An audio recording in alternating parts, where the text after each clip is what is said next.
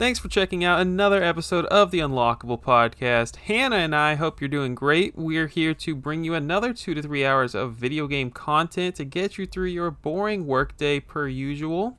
This is going to be part 1 of a 3-part series where we're going to talk about one absolute favorite game we have for each letter of the alphabet. So, for instance, the letter L, Hannah might say The Legend of Zelda Wind Waker. She definitely doesn't prefer any other Zelda to that one. But hey, do you want to come fight us and disagree with our lists? Come join the Discord. There's a link in the description of this podcast that you can click, or if you're watching on YouTube, drop a comment. Other than that, we appreciate the heck out of y'all listening to us talk about video games. Please give us a positive rating on whatever app you're listening this on, and let's get started.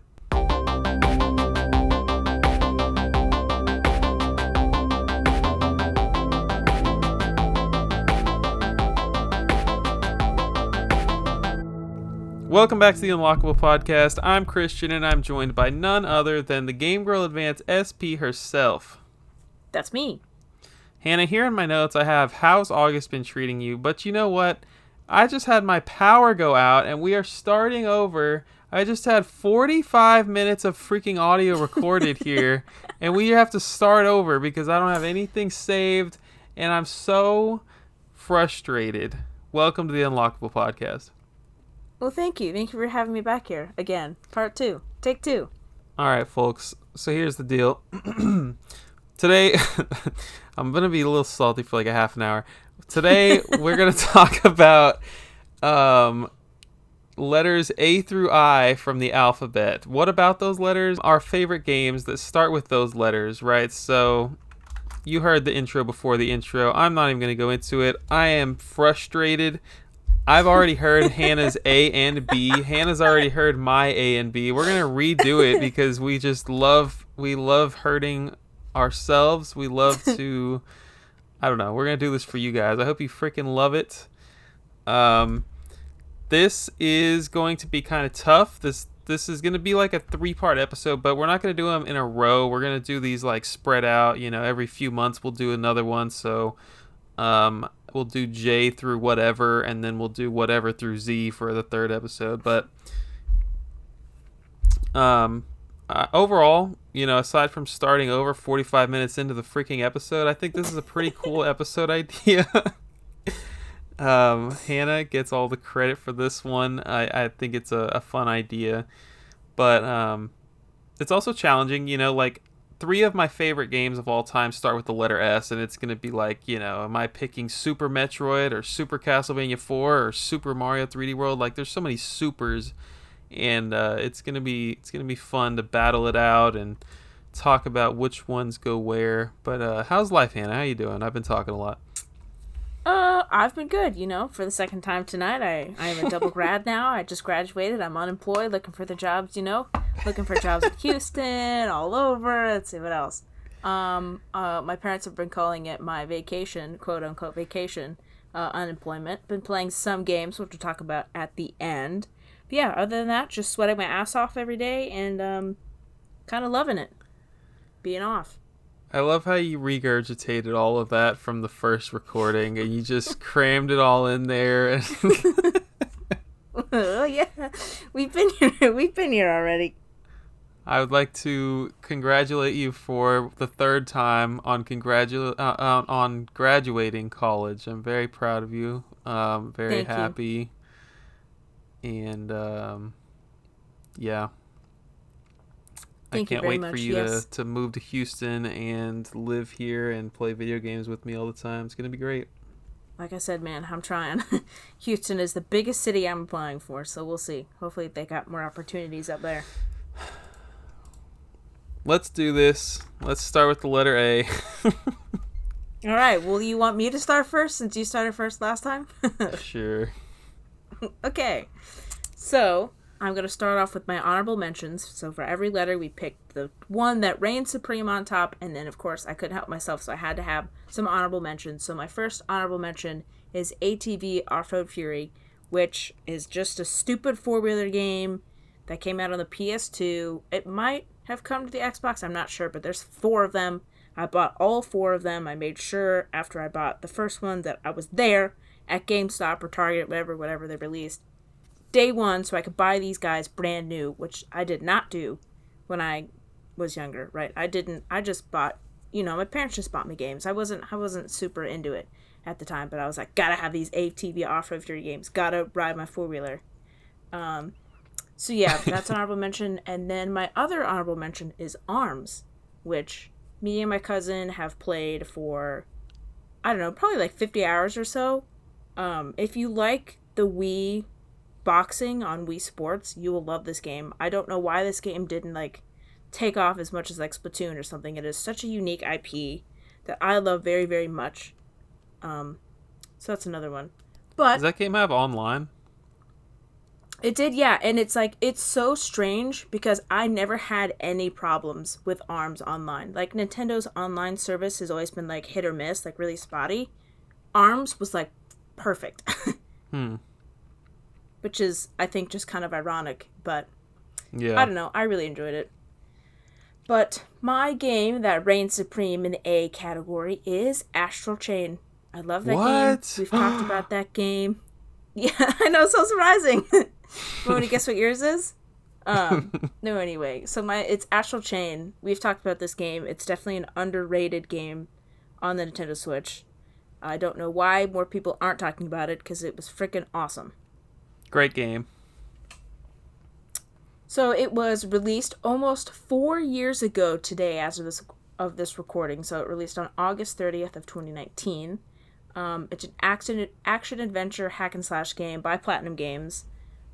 Previously, it was directed by the same lead game designer who designed Nier Automata, which I also talk about a lot. Love that one. Under the direct supervision of the Devil May Cry and Bayonetta series creator, Hideki Kamiya. Yeah. So that's awesome. It's going to be a slap. It's going to be an awesome game. So this game is set in like a cyberpunky, dystopian, like New York-esque kind of city. The player plays as twin special force detectives, so both twins have a part in the story. If you pick the guy twin, then the female twin is like your counterpart in the game. And if you pick the female twin to play as like as your main character, then the male twin shows up, which I thought was really cool. Doesn't matter which one you pick, they're still in the story. But I thought it was cool that they kind of switched. So like I said, you're detectives in like this New York-esque dystopian downtown city. And then every so often you'll just be like exploring town and like these rifts to, I don't know, an interdimensional kind of space opens up. Like and then you can hop through that rift. Right. And then the cool thing about those, though, and what the whole game is built around, is you utilize these beings called legions, which are like mechanical-esque beings, but they're like, I don't even know how to explain it. You know what I'm saying? They're like machine-esque. They're not like people. They're living, breathing machine type things, yeah. Yeah, so something like that. And anyway, I say utilize, but really you kind of chain them and you kind of like force them into labor, doing your bidding. Right, yeah.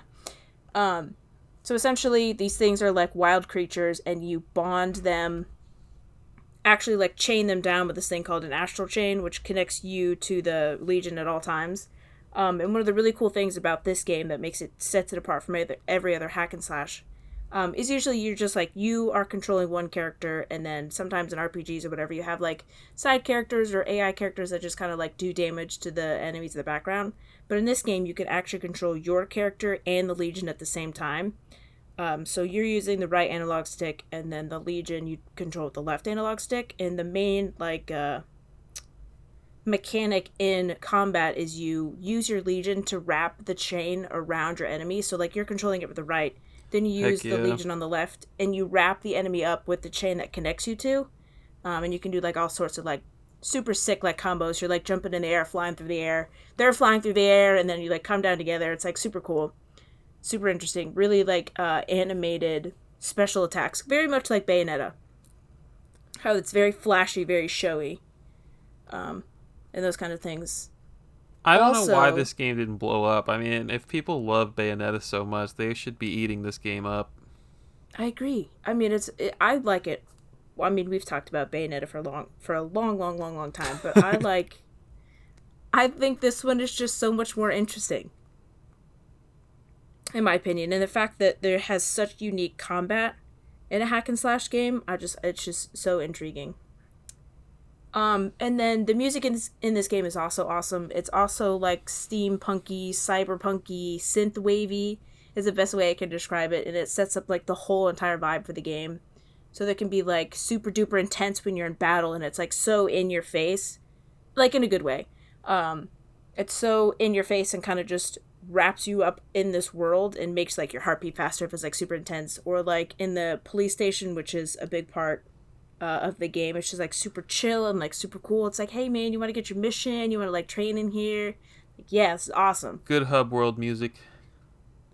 Agreed. And it's very, very loud and intense and in your face, but it like sets the whole vibe up for everything. Let's see. So Nintendo proposed the idea to Platinum Games to partner with Avex Group, which is a Japanese entertainment conglomerate who manages a lot of J-pop and Japanese singers. Fun fact you're not going to care about, but they specifically worked with groups Intersection and Beverly, who performed the theme song for the 2019 anime adaptation of Fruits Baskets, which is one of my favorite like shoujo anime of all time. It's incredible. I saw the name Beverly and I was like, wait a second, that sounds familiar. That's a really cool connection. Love that. And then, like we said, the game received the super, super great reviews. Like, it was like 8s and 9s. And I saw some 10s, like, across the board. It was crazy that no one's talking about this, despite it being so good. And you know it was good because it was actually review bombed on Metacritic because it was a Nintendo exclusive. So, like, the Xbox and PlayStation fanboys got upset. That's so childish. I hate that. Yeah, that's the world that we live in. As far as sales, as of December 31st of 2022, the game has sold about 1.33 million copies. So, it sold pretty fantastically. I'm ready for a sequel.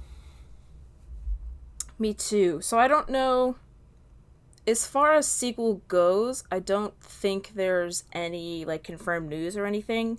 But they definitely have, like, posted, like, cool, like, original art celebrating, like, oh, it's, like, the 2nd year anniversary, or, like, oh, we sold 1 million copies, like, you know, thanks so much for playing, hope you enjoy, blah, blah, blah. So they definitely remember that the game exists.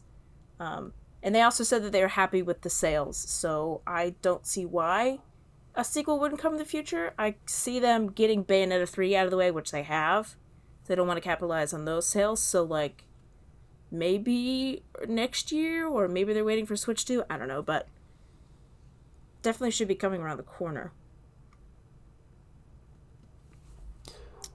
And then, let's see, I have some fun facts. So the original concept for the game was to use magic, but then the game changed over time with Nintendo's input and influence to a more cyberpunk theme, which was to make the game stand out amongst other games, which I think it did. It definitely has a very unique look.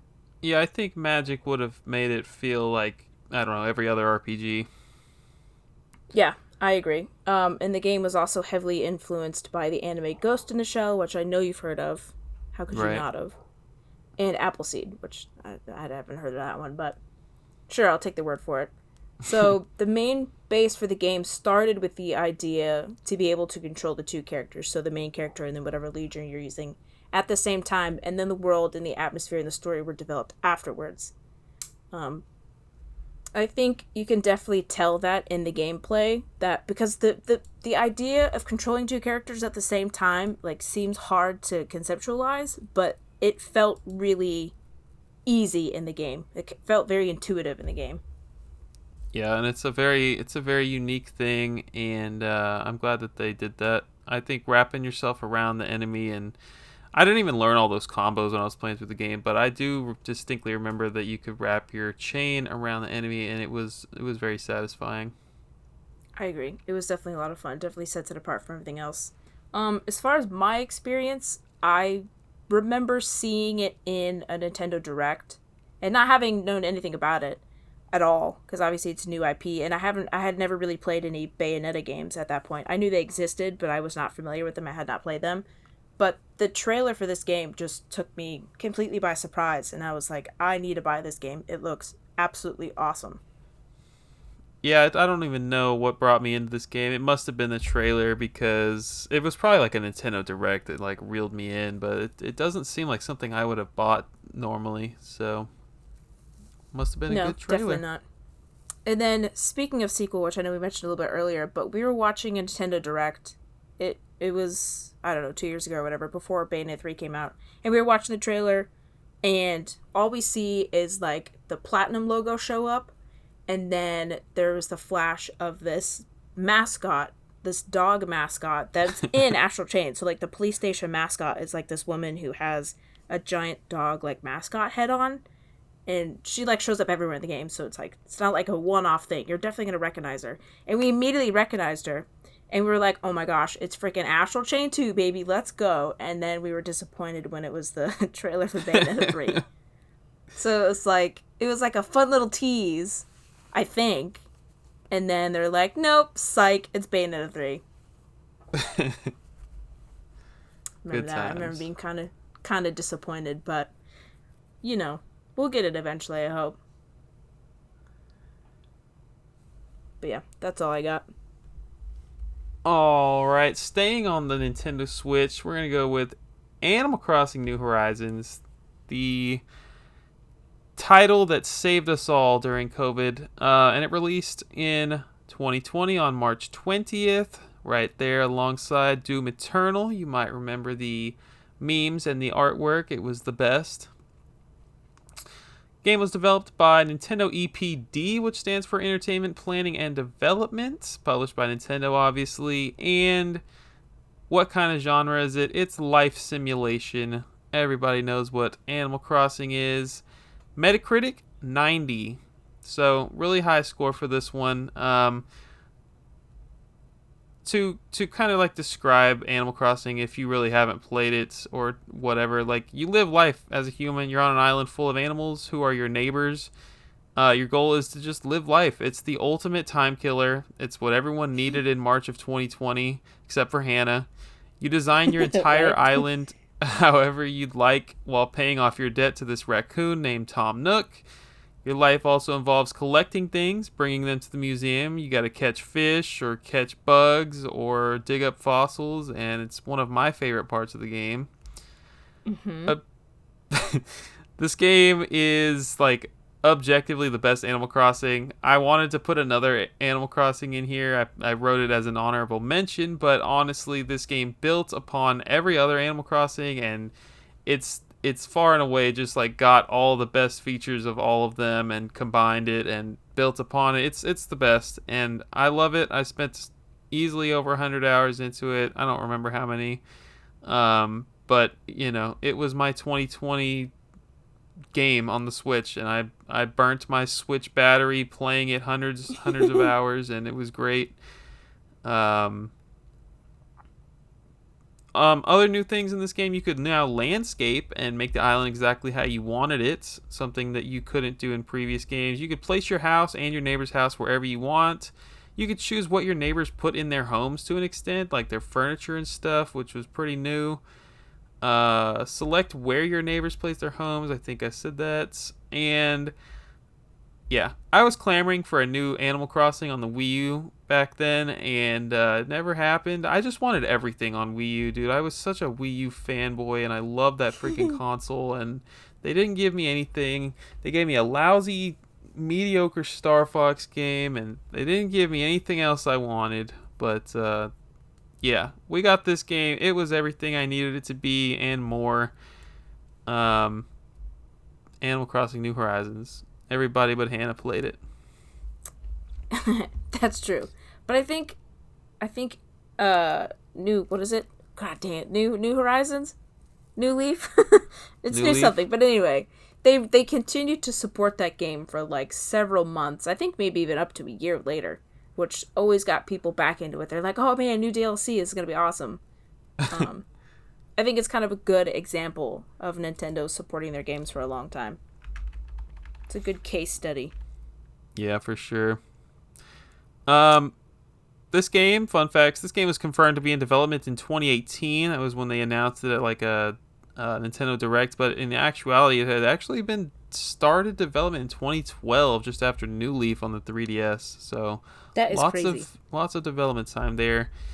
My theory, Nintendo has something to do with the pandemic for sure. They perfectly timed this. I'm sure you guys remember, but freaking GameStop stayed open an additional day after the government was literally telling people that they Go need home. to close their doors. Stay in your house. I remember picking up mine and my girlfriend's pre-orders for the game like March 19th, 2020, and the game wasn't supposed to be out until the next day, and it was so great. I was very happy to be playing this game a day early, and got my pre-order posters from GameStop and everything. Man, Oh, GameStop nice. is going in the history books for that stunt. That's awesome. It's so funny. They were like, they just like passed the game through like a tiny crack in the door. They're like, here, take it, take it, go. That's awesome. They literally, government said essential workers only, and GameStop said bet. Yeah. And they were shoot. smart to do so, because 12 days after release, the game had sold almost 12 million units, and there's no doubt that GameStop knew if they had to shut their doors, people would have canceled their pre-orders, gone to Amazon, gone to anywhere else digital. You know, they would have gone somewhere to play this game, and they would have lost hundreds of thousands of dollars for sure. Oh yeah, definitely. Ugh. Man, that was such a crazy time. Let's never go back there. Yeah. My honorable mention is Animal Crossing City Folk. I've talked about it on the podcast before, but I spent hundreds of hours being one of the only people on the face of the earth to use WeSpeak as an accessory, and I freaking loved Animal Crossing City Folk, and I loved WeSpeak. It was the coolest crap ever. But still, I have to be objective here. New Horizons is the better game. Alrighty then. So that was your only honorable mention, was just another Animal Crossing. That's right. So just A is just for Animal Crossing. It's a great series, Hannah. You're missing out. I tried the one on the GameCube. I tried my done-diddly hardest to make my friend happy because she loves that series. I just couldn't do it. It's like, this just sucks. I'm just glad you did. Just I'm glad sucks. you're not knocking it before you try it. I can accept you not liking it. I tried. It just wasn't for me. I think the repetitiveness gets to me sometimes. Like, I don't really like a lot of the farming sims or like any of those other kind of sims. I can take them in very small quantities, but Animal Crossing is one of those ones where it's like you either spend 0 hours doing it like I do, or you spend like 1,000 hours, and I'm like, I don't want to do that. You know? We're gonna be playing another farming sim here in the next few months. Cough, cough. That is true. That is true. We'll see. I mean, maybe I'll have some spicy thoughts then, but I have to at least try it before we can talk about it, you know? Spicy thoughts. Yeah, I agree. Anyway, I shouldn't have volunteered to go first, because now I have to go first before you the whole time. I can Anyway. go. Okay, you want to take two? I don't know why that matters, but yeah, I can go again. Okay, yeah, go for it. On to letter B, Hannah. It's Bomberman Generation. You heard all about this. I'm going to tell you every No single way. detail again. This game released June 5th, 2002, developed by Hudson Soft. They've developed all the Bombermans up to this point. This game was published by Majesco here in North America. This game was GameCube exclusive. This game falls into the action-adventure genre. And Metacritic gave this game an 81. Wow. Yeah, I love Bomberman Generation. I know I've talked about it on this podcast. I'm just going to say right from the start that I've never played BioShock, and that's probably a game that a lot of people would say is their favorite letter B game. I've played it for like an hour. I really have not experienced BioShock, and I need to. But for now, we're going Bomberman Generation, Hannah. You've never played Bomberman, so let me give you a little rundown here. This series is known for its multiplayer. They do have a lot of different campaigns, a lot of different campaign styles over the series from what I've seen. This game, for me, did not make the cut because of its campaign. It's really weird. I'll get into it in a minute, but I've had this game for almost 20 years probably, and I've tried on several attempts to get through the campaign, but it's just not a fun time for me.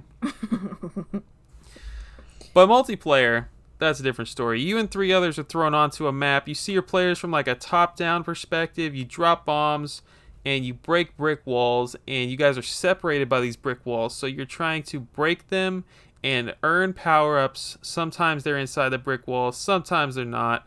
But your power-ups can be things like you can hold more bombs and drop more bombs. You can make your bomb blow up a further distance. You can run faster. You can pick up a bomb. You can kick a bomb. All kinds of bomb-related actions are available at your disposal. And basically, you go kill all your friends. And it's the most incredible party game. Last person standing wins. And it's super easy, you know. I'm not gonna say I'm not gonna say it's easier than Mario Kart or something, but it is definitely a game that anybody can pick up and play. And I say that with experience because I've had people, non-gamers, get really hardcore into this game and just get like really frustrated. It's a great relationship ender, honestly. It's one of those really good, just get pissed off at your boyfriend, girlfriend, whatever. That's when you know it's a good game. Lots of fun gimmick maps in this game. There's several different multiplayer game modes. You got your standard, reversey, coin, dodge, and revenge. A lot of times I have dug this out for parties before I've even pulled out Mario Kart. Definitely less skill needed than like Mario Party, I feel like. I mean, I guess Mario Party is pretty luck based, but non-gamers can do very well at this game, like I said. That sounds awesome. It must be super duper fun if you hate half of it. Let's get to the other half. I hate campaign, but let's get to the campaign here. It's also top-down view, similar controls and gameplay and everything, but now you're destroying enemy NPCs, you're solving puzzles, and there's even boss fights. The levels are like 20 minutes long, and if you run out of lives, you're starting over from the beginning, and it's going to piss you off, just like it pissed me off. The game is pretty challenging, makes you pay big time if you run out of lives. There's also this really weird Digimon, Pokemon knockoff thing going on where it's like, you get I remember what they're called. They're called Cheribombs or something, and it's like get these little Pokemon, and you add them to your arsenal, and you can't use them at all until you get to these turn-based battles, which I don't even remember why there's turn-based battles in the game. But it's such an afterthought. It's like some developer was like, hey, you guys see how well this like Pokemon stuff is doing? Maybe we should throw some of this crap in there. It's bad. But part of me really wants to play through this campaign just to like say I did it, and just to, I don't know, because I love the game so much. I feel like I should just push through, but I don't know if I can do it. Suffer. Just suffer. How long is the campaign? There's like 30 levels, and I said they're like 20 minutes each, so you do that math. Maybe 10 hours or so. Oh my, that's not even accounting if you die. Have to start over. Oh, hell no. That's a lot of suffering. That's 20, 30 hours you're never going to get back. Right, yeah. Fun facts real quick. The game was nominated by GameSpot for Best Platformer on the GameCube, which is hilarious because you can't even jump in this game. But the award went to Mario Sunshine that year. Beautiful. Another great platformer. They also nominated it for Best GameCube Game That No One Played. Okay, that's a whole category from GameSpot. It's awesome. Not underrated. No. That no one touched. With a 10-foot pole. But Sega Soccer Slam took the win in 2002, which makes me kind of want to try Sega Soccer Slam now. Yeah, well, yeah, sure. I'm sure it's a really super duper fun soccer game. They all are, aren't they? Hannah, it's the best GameCube game that no one played in 2002. I don't know what you're doubting right now. Soccer. America got the game a few weeks before Japan, so I thought that was a fun fact as well. That's what I'm talking about. You always have to mention it because it hardly ever happens. That's right. Take It's us an into B, anomaly. Hannah. All right. So my first runner-up for B.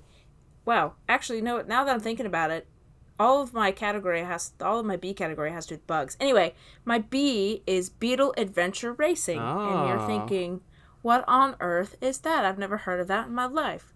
So it is one of the many, many, many, many, many, many Nintendo 64 racing games out there. It's not super unique. The only thing I really loved about it is you're driving around not in just like stupid cars or like carts or like whatever. You're driving in like a Volkswagen Bug, um, like stuff like that. And then throughout the game, the multiplayer is really fun. You like collect these different colored bugs, and then it changes your car, which is just like really really fun. But yeah, me, my cousin, my brother used to play that a lot, so it's just kind of like a nostalgia thing for me. But we also used to play this game, which is taking away my B category. It's A Bug's Life. Have you ever heard of it? I've never even seen the movie, Hannah. Now that is sad. That's a travesty. Anyway, so it was released in 1998 and 1999 across several platforms, including the PlayStation 1, Nintendo 64, Game Boy Color, which I did not know about until I was researching this, and PC, of course. It is based on the Disney Pixar movie of the same name.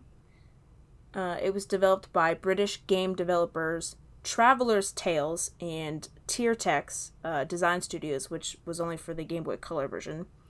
So Traveller's Tales, originally called TT Games, was initially a small studio that worked on their own independent games, but then later partnered with Sega and Disney Interactive Studios to help create some of their own titles.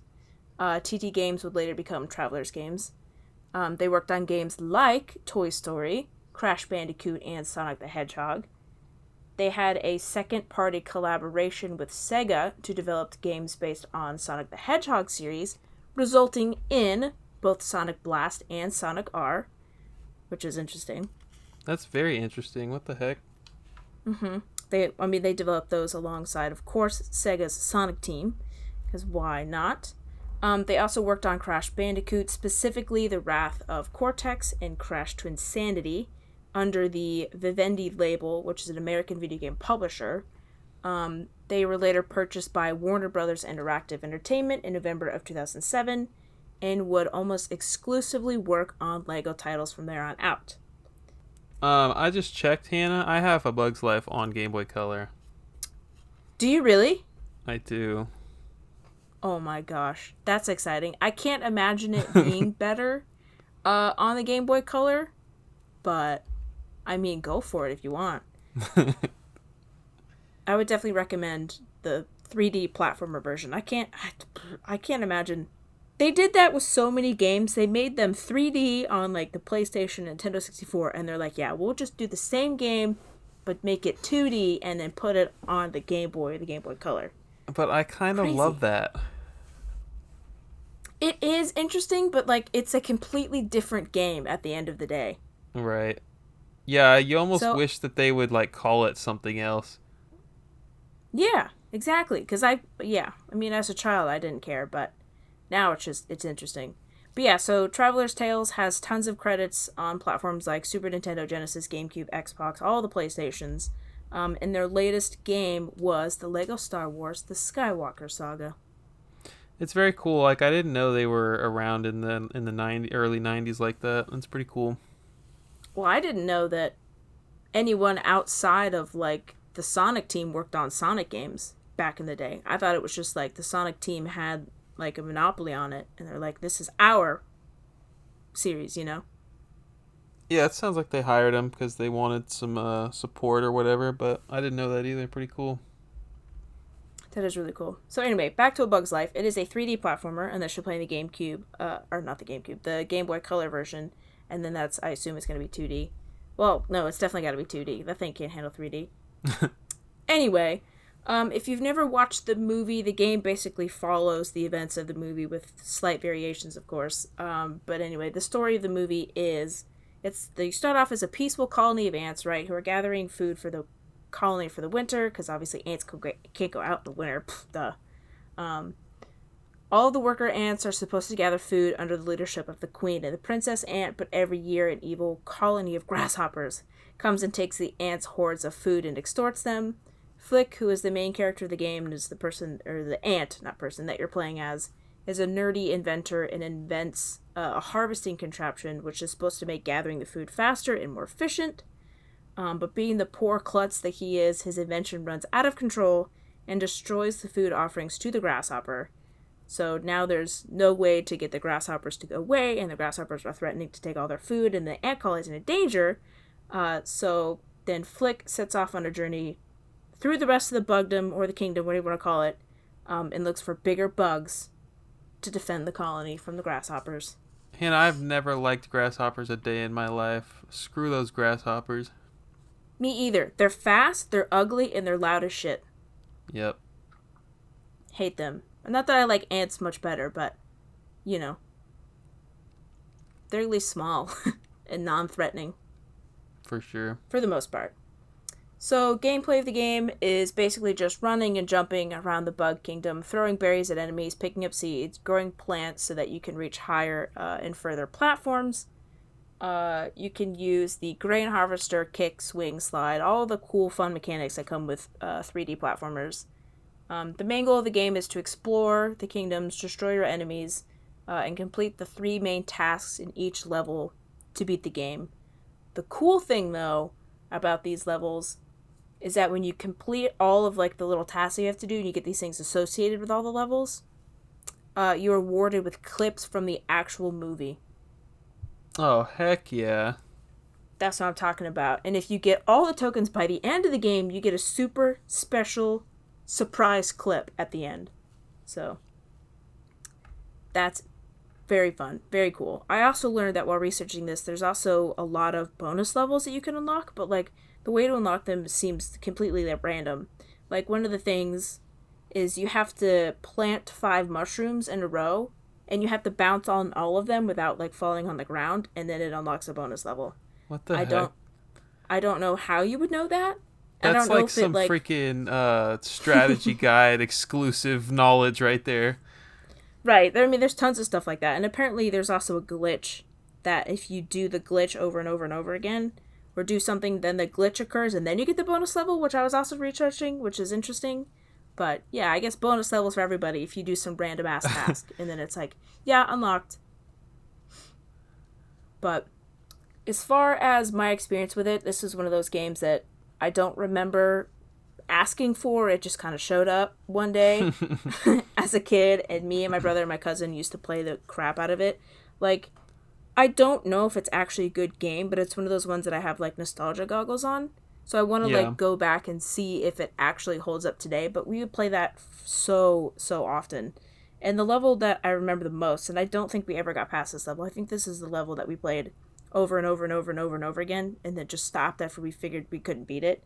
It's like a desert-esque level, you know, like when it rains in the desert and it gets really, really wet, and then it dries like rapidly, like the earth like kind of cracks, and it kind of looks like, I don't know, like not scales, but it just, you know what I'm talking about. The main character has to fly on like the little pieces of a dandelion, like when you blow it that fly away, you have to like fly across this level and not touch the ground or whatever, or like cross this gap, and we could never beat it. And that one just sticks out in my mind. I love it. As far as reception goes, the game didn't review too well, of course. It relieved a lot of 4s and 5s out of 10s, which is not great for both the Nintendo 64 and the PlayStation version. And I think the Game Boy Color was even lower than that, so... No! I don't know. Yeah. So, like I said, I don't know if it's just a nostalgia goggles thing happening on, but I feel like it can't be that bad. We've proved that Shrek Super Party is not that bad. That's despite freaking receiving right. like 2 out of 10. Yeah. But I think like the reviewers' main gripe with this is just that it's just Disney's way to like promote the movie. So they just wanted to promote the movie more than like fully flush out like a story, like a unique story, or like actual good gameplay. Yeah. But I don't remember it being that bad.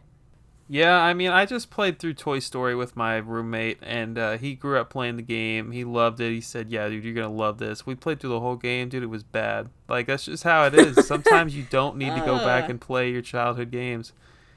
yeah, but I feel like this one can't be that bad. I don't know. We'll see. Maybe we'll do an episode on games go back and revisit. That would definitely be Yeah, at the top of my list, I think. that'll be fun. Yeah, that's what I got for B. Let's finally make it to C.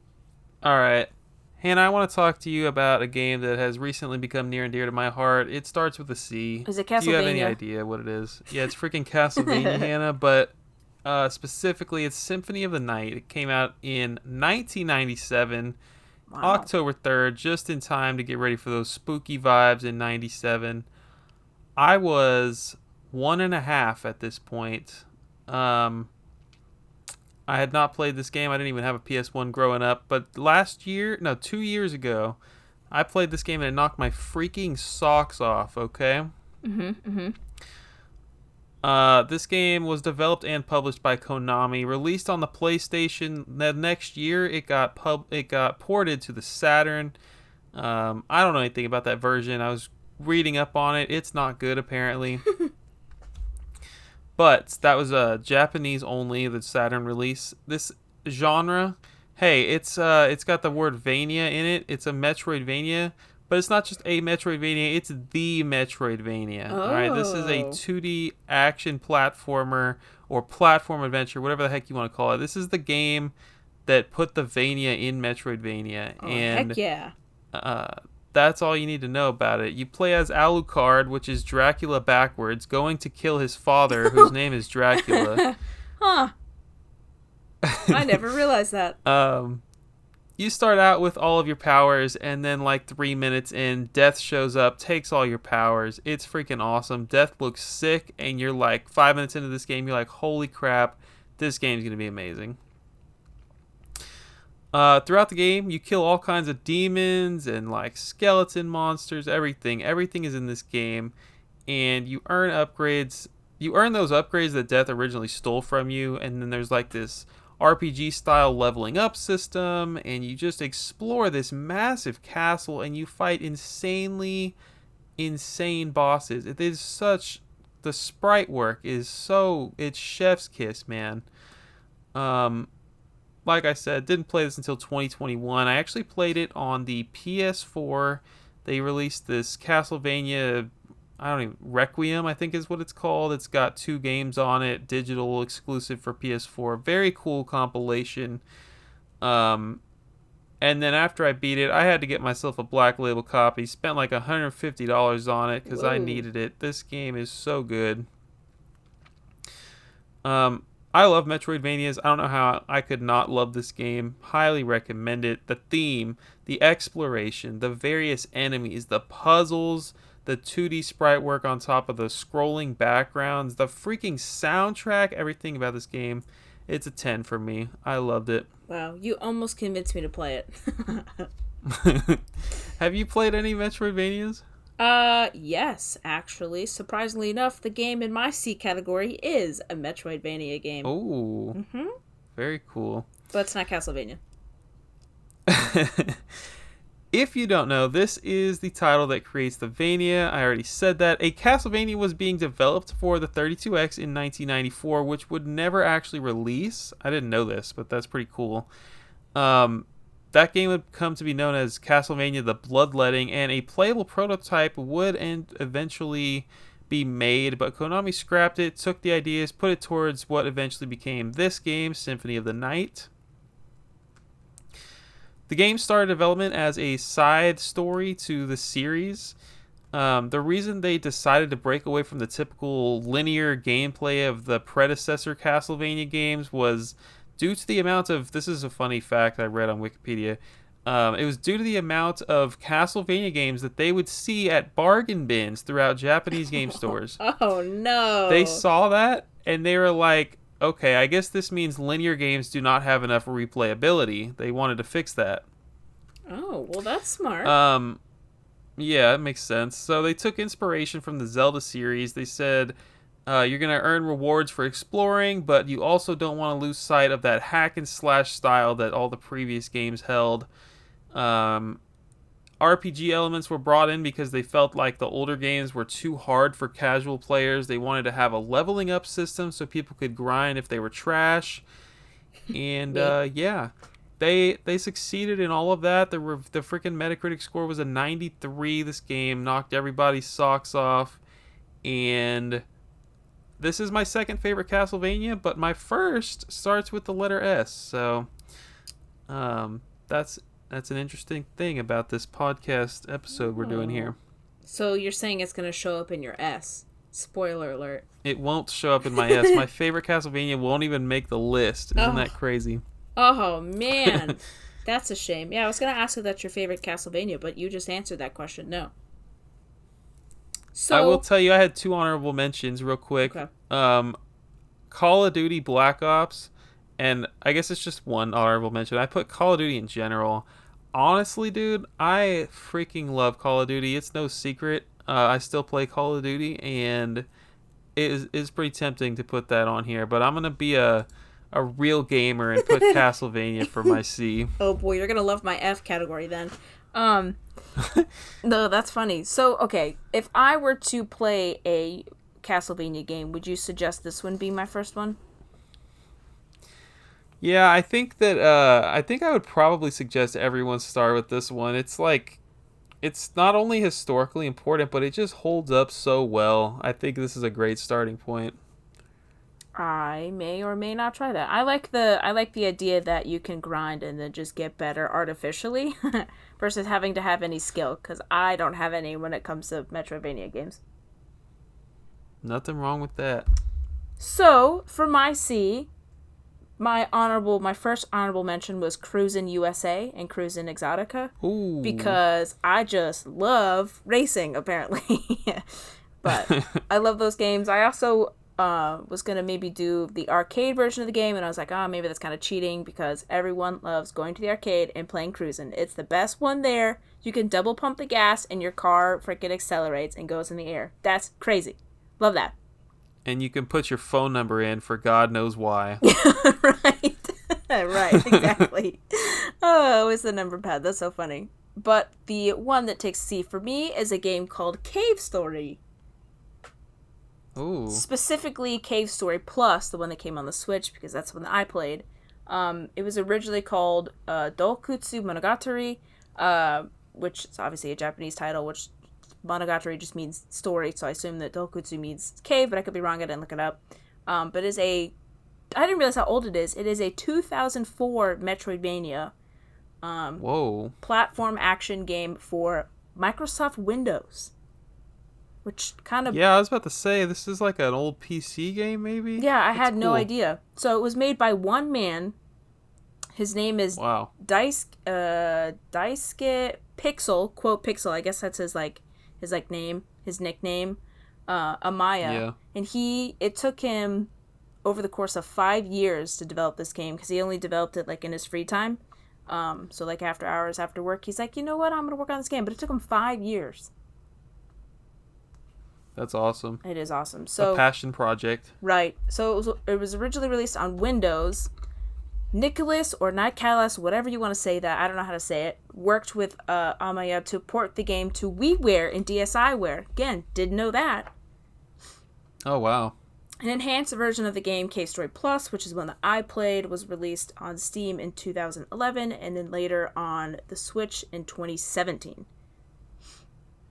So, wow, this game has had a crazy timeline. That's interesting. That's not even it. You ready for this one? So the original game was brought to the 3DS in 2012 with added content, but then a 3D remake also came to the 3DS called Cave Story 3D, developed by Nicholas or Nicalis, published by NIS America, and came to the 3DS in 2011. So this has had multiple releases on multiple consoles in multiple ways. Wow. Mm-hmm. So the game follows a little robot named Quote, who wakes up with amnesia and must explore these deep system of caves underground to remember who he is and how he got there. He gains access to new areas as he upgrades his powers and weapons by talking to new characters, solving puzzles, and beating bosses.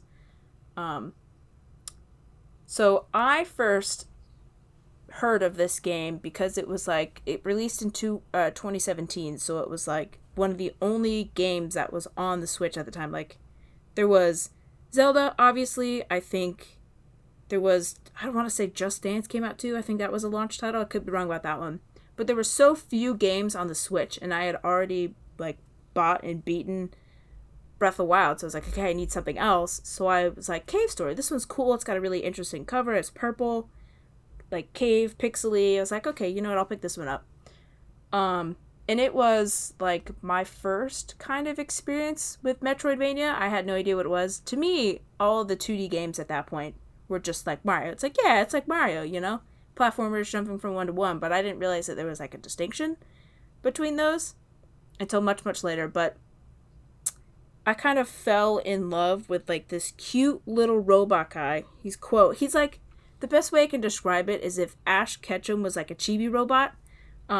He's got, like, the stark black hair and a red hat, and he wears, like, a green scarf, tank top, and then That's pants. so funny. As soon as you said Ash Ketchum, I immediately knew what he looks like now. I remember seeing this guy. That's funny. Mm-hmm. He's really, really cute, and then you just get to experience all these different, like, really beautifully pixelated creatures and people, and it was just really, it was something that I had not experienced yet in, like, my whole life of gaming, and I was like, this is really interesting. I love it. And it is a lot harder. Well, I'm just probably bad at Metroidvania, but it is a lot harder than I thought it was going to be. Like, the bosses, some of the boss fights in that, I was like, there is no ungodly way that I have to move this guy from left to right that fast and dodge and do this at the same time. I was like, this is crazy. There's no way that anyone can beat this game. But I really, really enjoyed it. The caves underground, exploring caves and stuff underground and just getting to see, like, new characters and whatever, that's just always fun for me. It's just like an exploration thing, so I like that part of it a lot, which I think is probably what carried me to continue the story, despite me being trash at it and it taking way, way longer than it should have probably to beat it. But yeah, all versions of the game received like 8 or 9. It is like the quintessential indie game because it was made by one guy over 5 years, and it has influenced so many other games in the 2000s and the 2010s. That it just feels like one of those games you have to experience. I'm all in. That sounds awesome. It is a lot of fun. I mean, if I can do it, you can do it. Well, if the audience, not you, I know you can do it, but, like, the average person can do it. But I liked it a lot. So yeah, that's my C. Well, I'm happy that you pushed through it, even though it was difficult. I feel like I've seen this game all over the place, honestly. Definitely was on Instagram a lot during the 3DS days, so I'm sure it is beloved. Oh, also, I looked up just because I was curious, because 3D titles are ridiculously expensive anyways, but you are going to pay a pretty frickin' penny for the 3D remake on 3DS. Like, oh, really? Yeah, interesting. Yeah. Like $60 to like $100. It's crazy. Is it limited run or anything? No, I don't think so. It was by NIS America or NIS America, whatever you want to say. So I don't know if maybe it was a limited printing. I'm not sure. Could just be a late release or something. Could be. Definitely could be. Let's head on down to D. Any guesses? Donkey Kong? It is Donkey Kong. Yeah. We're going Tropical Freeze, folks. Oh. I freaking love this game. Tell me if you've played this or not. I don't remember. Nope, I have not. All right, so we're going to 2014, February 21st, developed by Retro Studios, who seems to not be able to do anything wrong, published by Nintendo, released on the Wii U, and then several years later it came to the Switch with a new funky mode or whatever. Rightfully so. Genre, it's a freaking platformer. It's 2D platforming at its finest. This game got a Metacritic score of 83, which seems very low. But yes, this game, darn near perfect 2D platforming. It is a level-based 2D platformer where you play as DK Or you can take Diddy, Dixie, or Cranky, or like I said, in the Switch version, you can actually play as Funky Kong. Yeah, you're trying to defeat whoever. I don't even know or care, because you're not playing this game for the story. It's got the difficulty. This game is challenging and very rewarding. It's got the co-op, one of my favorite ways to play video games.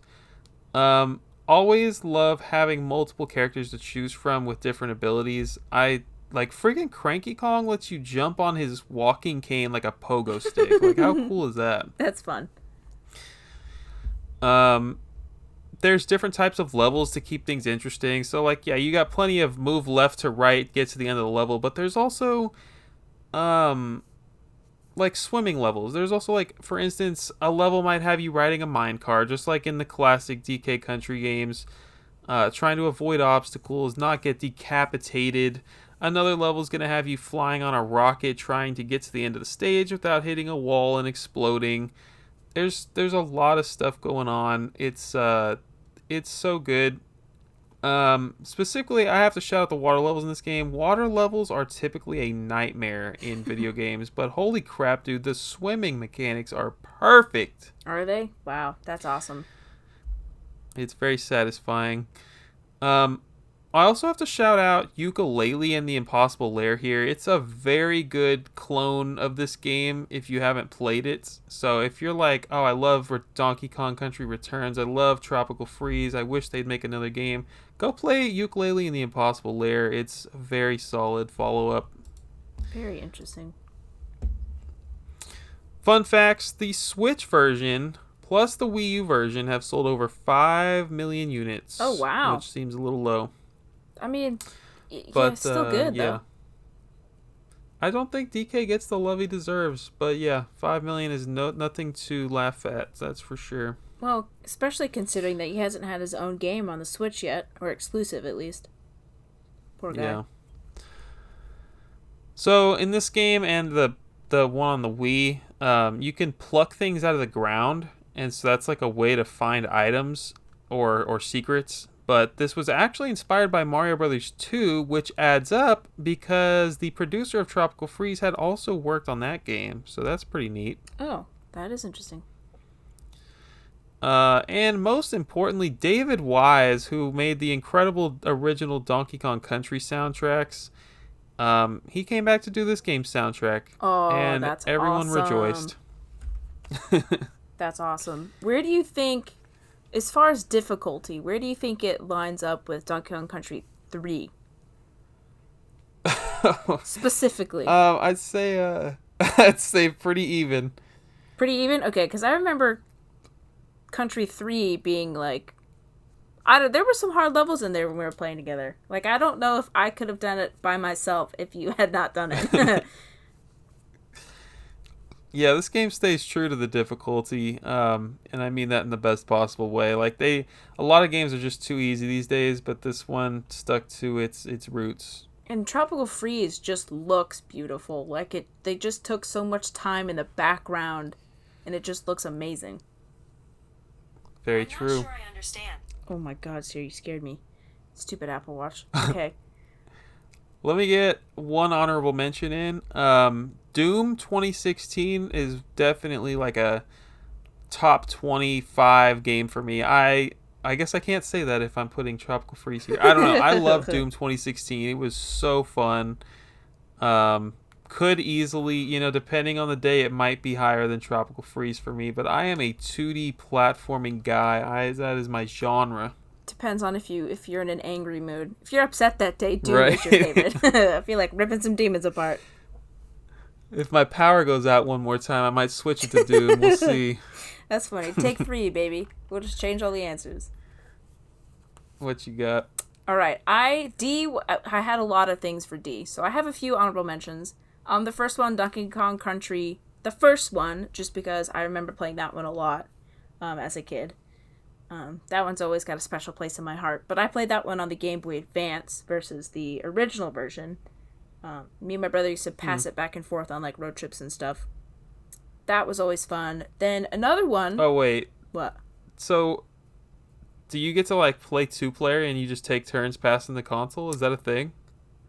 No. So what we would do is I would be Diddy Kong and he would be Donkey Kong, and if I died, then he would take over, and vice versa. That's pretty smart. I like it. So yeah, we're above average intelligence over here. No, that's just how we played. I mean, it was totally the honor system. But yeah, so my other honorable mention is just Disney Princess. That's the title, and it's on the Game Boy Advance. I don't know if you've ever heard of it. Oh my gosh, I have it. It is super fantastic in the fact that you get to play as like 6 different princesses, like Belle, Cinderella, Snow White, the whole gang, right? And they each get like their own moveset, their own lands, their own like fun, quirky things about them that they do. I did not like Disney princesses when I was younger, but I fucking love this game, dude. It was so fun. It's super short. You could probably finish it in one sitting, honestly, if you wanted to. It's not super difficult for any kid like me to master.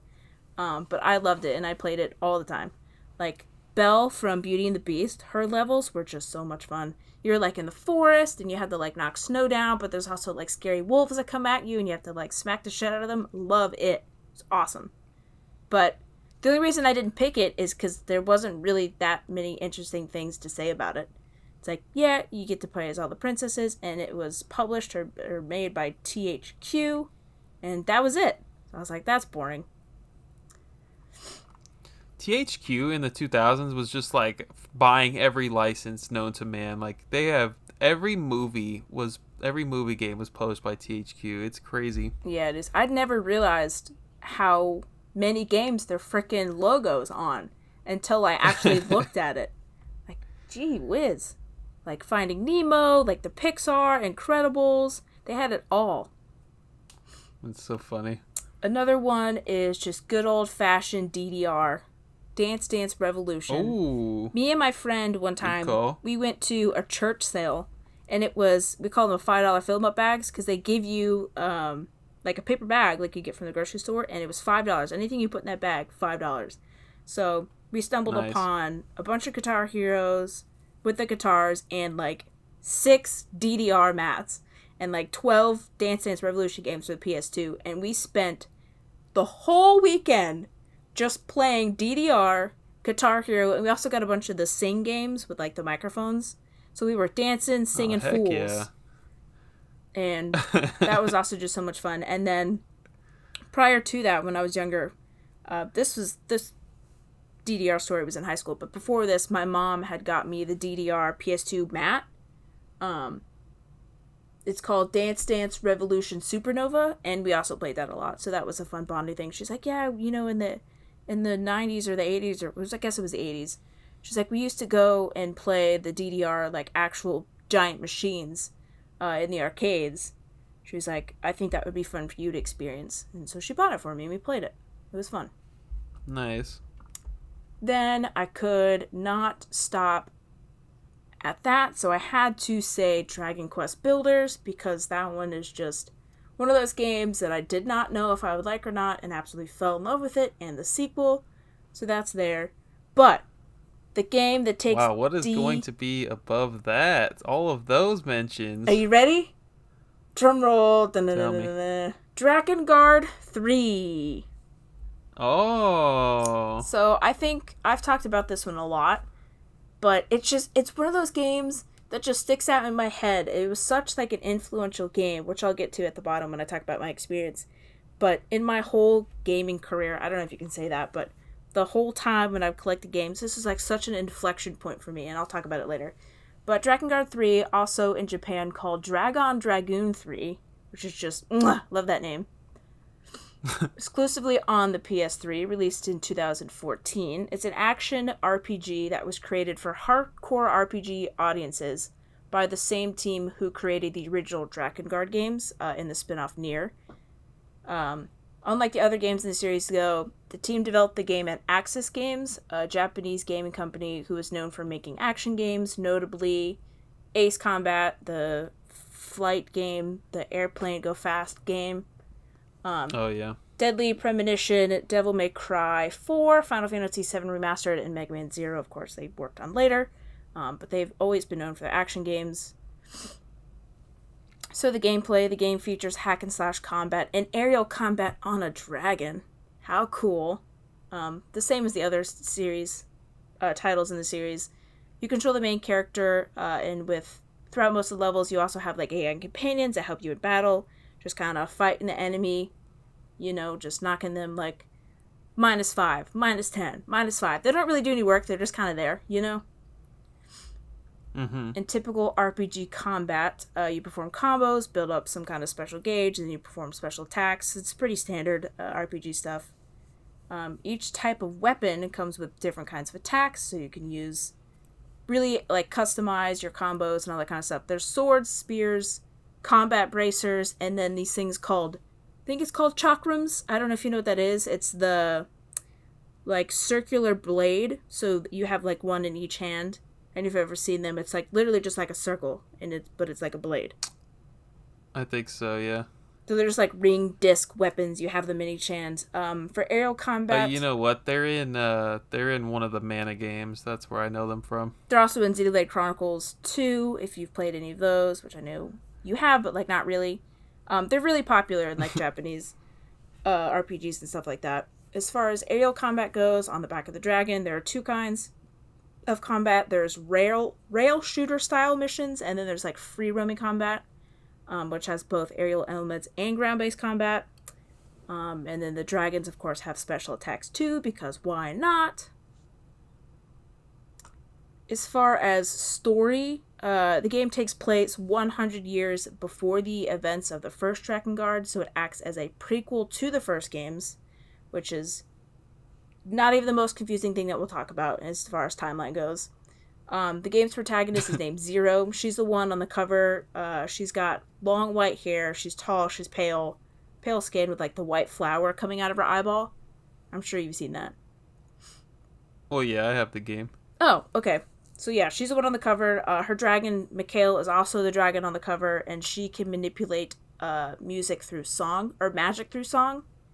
And the goal of the game is she sets out to find 5 of her sisters throughout the region, but the reasoning behind why she needs to find the sisters is like kind of a mystery throughout the whole game, and so you kind of get like bits and pieces as the game goes on. Like you're told one thing, and then it's like, wait a sec, no, that doesn't line up, and then you're like, okay, well, no, that doesn't quite line up with what she said, so you're kind of figuring out this mystery as you go, which is just, love the story. Progression there. Okay. So here's a confusing part. As far as timeline, in typical Square Enix fashion, right, we gotta have a super confusing timeline, because, why not? So without getting too into the research, because I'm sure there's tons of lore, there's also, like, books and, like, I think there's, like, manga and, like, companion novels that are canon, but I didn't read any of those, obviously, so, okay, stay with me. Drakengard 3 takes place first in the timeline, so it's a prequel, then 1. Okay. And then 1 has multiple endings, right? So those multiple endings are all canon in the series. One of those endings leads to Drakengard 2, but then the other series, or the other branches off into the Nier series, ending with Nier Automata. So depending on which ending you see, determines like which branch in the timeline you go to. That's actually so freaking cool. It is very cool. And then, like I said, there's a lot of like companion stuff that fills in the lore, if you want to get deeper into that. So on Metacritic, it got a 61 out of 100, which I feel like is really, really low. But then if you look at Famitsu, which is like more for Japanese and like RPG kind of things, they gave it a 34 out of 40. So it reviewed very, very well. As far as like hardcore RPG fans go. So my experience with it. So I bought this game back in a period where I was really craving the next Zelda game. Because I had just finished Skyward Sword. And there's a huge gap between Skyward Sword and the next Zelda game. And I wasn't a super huge fan of 2D Zelda at the time. I was like, no, I want 3D. So I Googled. I was like, what are some games from the PlayStation that were kind of like Zelda games that I could kind of fill in the gaps for this craving? And so I stumbled upon Drakengard 3.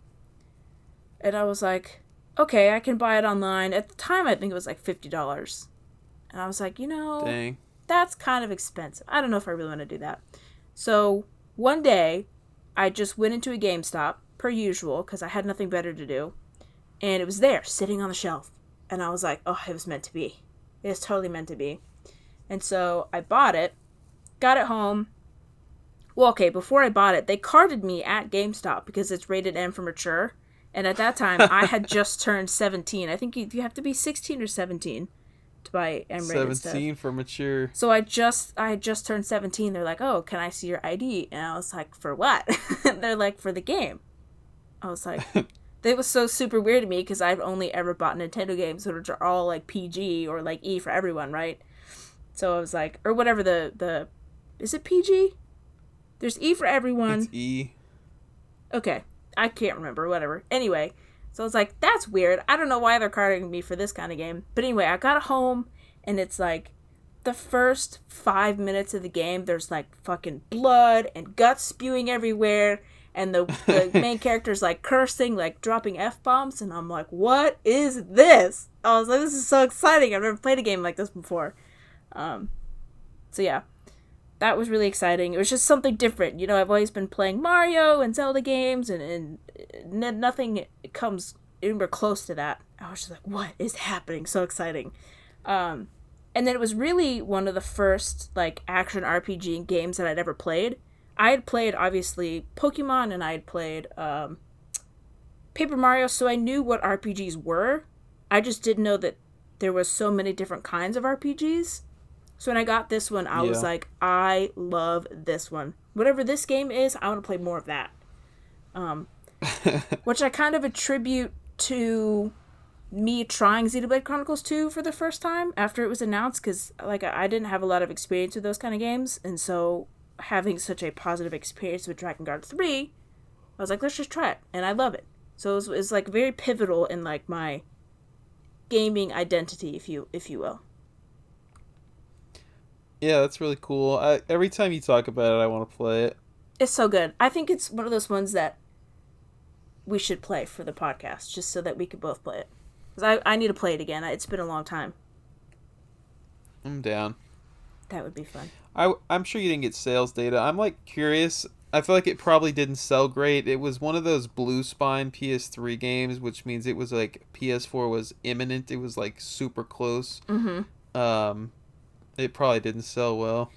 No, I assume it didn't. I couldn't find anything on it, but considering we haven't gotten a Dragon Guard 4 since then, it probably didn't do very well. Close in 10 years.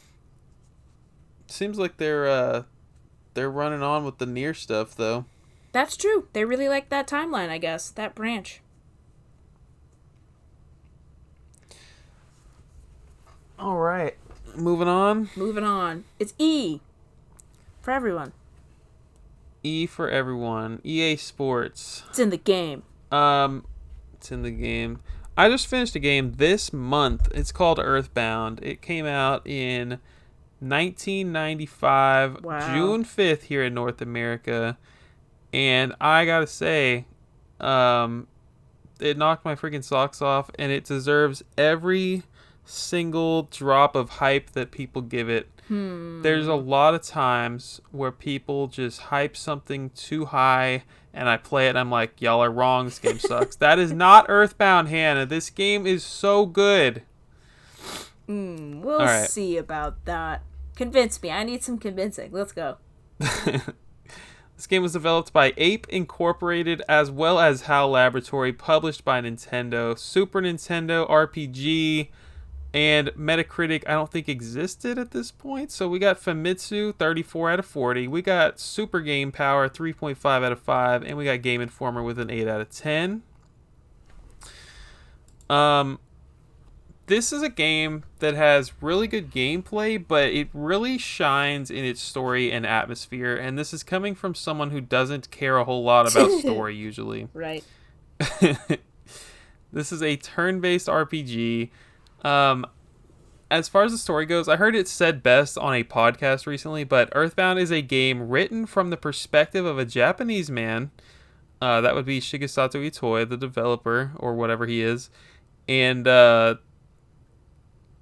it's written from the perspective of a Japanese man telling a story about what it's like to grow up in America in the 90s, okay? The amount of what is it called? I wrote this word down. The amount of parodies of just American culture and just the way people overseas see America in this game. It is hilarious, and it's insane that it even came out in North America. Okay. Right. It's so good, but the story isn't just about growing up in America. It's insane. You know, aliens have invaded Earth. This little boy from this fictional country of Eagle Land, okay, that's what they call America, Right. is here to save the day. That's awesome. Well, look no further than just the fact that the main character carries a baseball bat around and smashes things. That's mwah. There's some hilarious moments, and then there's some incredibly dark moments. It's pretty crazy how this game goes from both ends of the spectrum. I played through the entire game over the last year with my cousin, and we did it on the incredible Nintendo Switch Online service that I just can't praise enough. I love making games co-op that weren't previously co-op. It's such a nice feature. Agreed. Definitely agreed. We laughed out loud so many times at just like these NPCs that would blow your mind saying some of the most ridiculous things. And it's like, it's not even a bad translation. It's just like, that's what they made them say. And you're like, how did anyone come up with this? And it's just so funny to see some of the things they say. Like, you want to talk to everyone. You want to see what they're going to say because you know that it's not going to be anything normal. You know, you go into a town in Pokemon and somebody's going to be like, oh, did you know that Wooper evolves into Quagsire? It's like, yeah, dude, shut the heck up. I wish I didn't come into your house. Right. It's not like that. You know, you want to talk to everybody in this game, and I freaking love it. I know so many people listening have played Earthbound, and they already have experienced how great this game is. I wish I didn't have to wait till 2022, 2023 to figure it out, but I'm happy I played it. I'm honestly very excited to play the other two games in the series. Just incredible. Man, all right, you convinced me. Give it a shot. It's not a short game. It's an RPG length of game for sure, but you know, check it out for an hour or two. It's on Switch Online. I will definitely be checking it out. You convinced me. So, fun facts. Shigesato Itoi said that Shigeru Miyamoto liked the game, and he also said that this was Shigeru Miyamoto's first RPG he had ever finished. Oh, finished? I don't know how true that is, but that was on Wikipedia. Satoru Iwata was a producer leading the HAL Lab side of things. Fun fact, he was pretty involved in the game. And I heard this on a podcast, and I also read it while preparing my notes. This is crazy. The final boss fight is Gygas in this game, and it's insane. It was inspired by Shigesato Itoi's misconception of a movie he accidentally walked in on when he was a kid, okay? So, like, imagine his parents are watching a movie in the living room, and he walks in on it. It's, like, rated R. He wasn't supposed to see it. He thought he saw a rape scene, but it was actually a murder scene, and that's what he chose to base his final boss of his video game on. Okay. This is a very strange thing to base your final boss fight on. It's just... I mean, there's no rape in the game, but it's like, you also have no idea what Gygas is. Like, he's supposed to be like this alien thing, but you have no idea what you're looking at. It's a crazy, crazy game. I have no honorable mentions. That's it for me. Wow, just took the whole category, eh? I don't even know another game that starts with an E. Alright, so my honorable mention is Elmo's Number Journey. And you're like, why on earth? Alright, that's all the time we have for episode 38. Why on earth would you talk about Elmo? Again, it's probably just nostalgia goggles on, but I played that game like way longer than I should have. You're thinking like maybe 5, 6, 7-year-olds. Like, I think I played that game up until I was like 16 years old.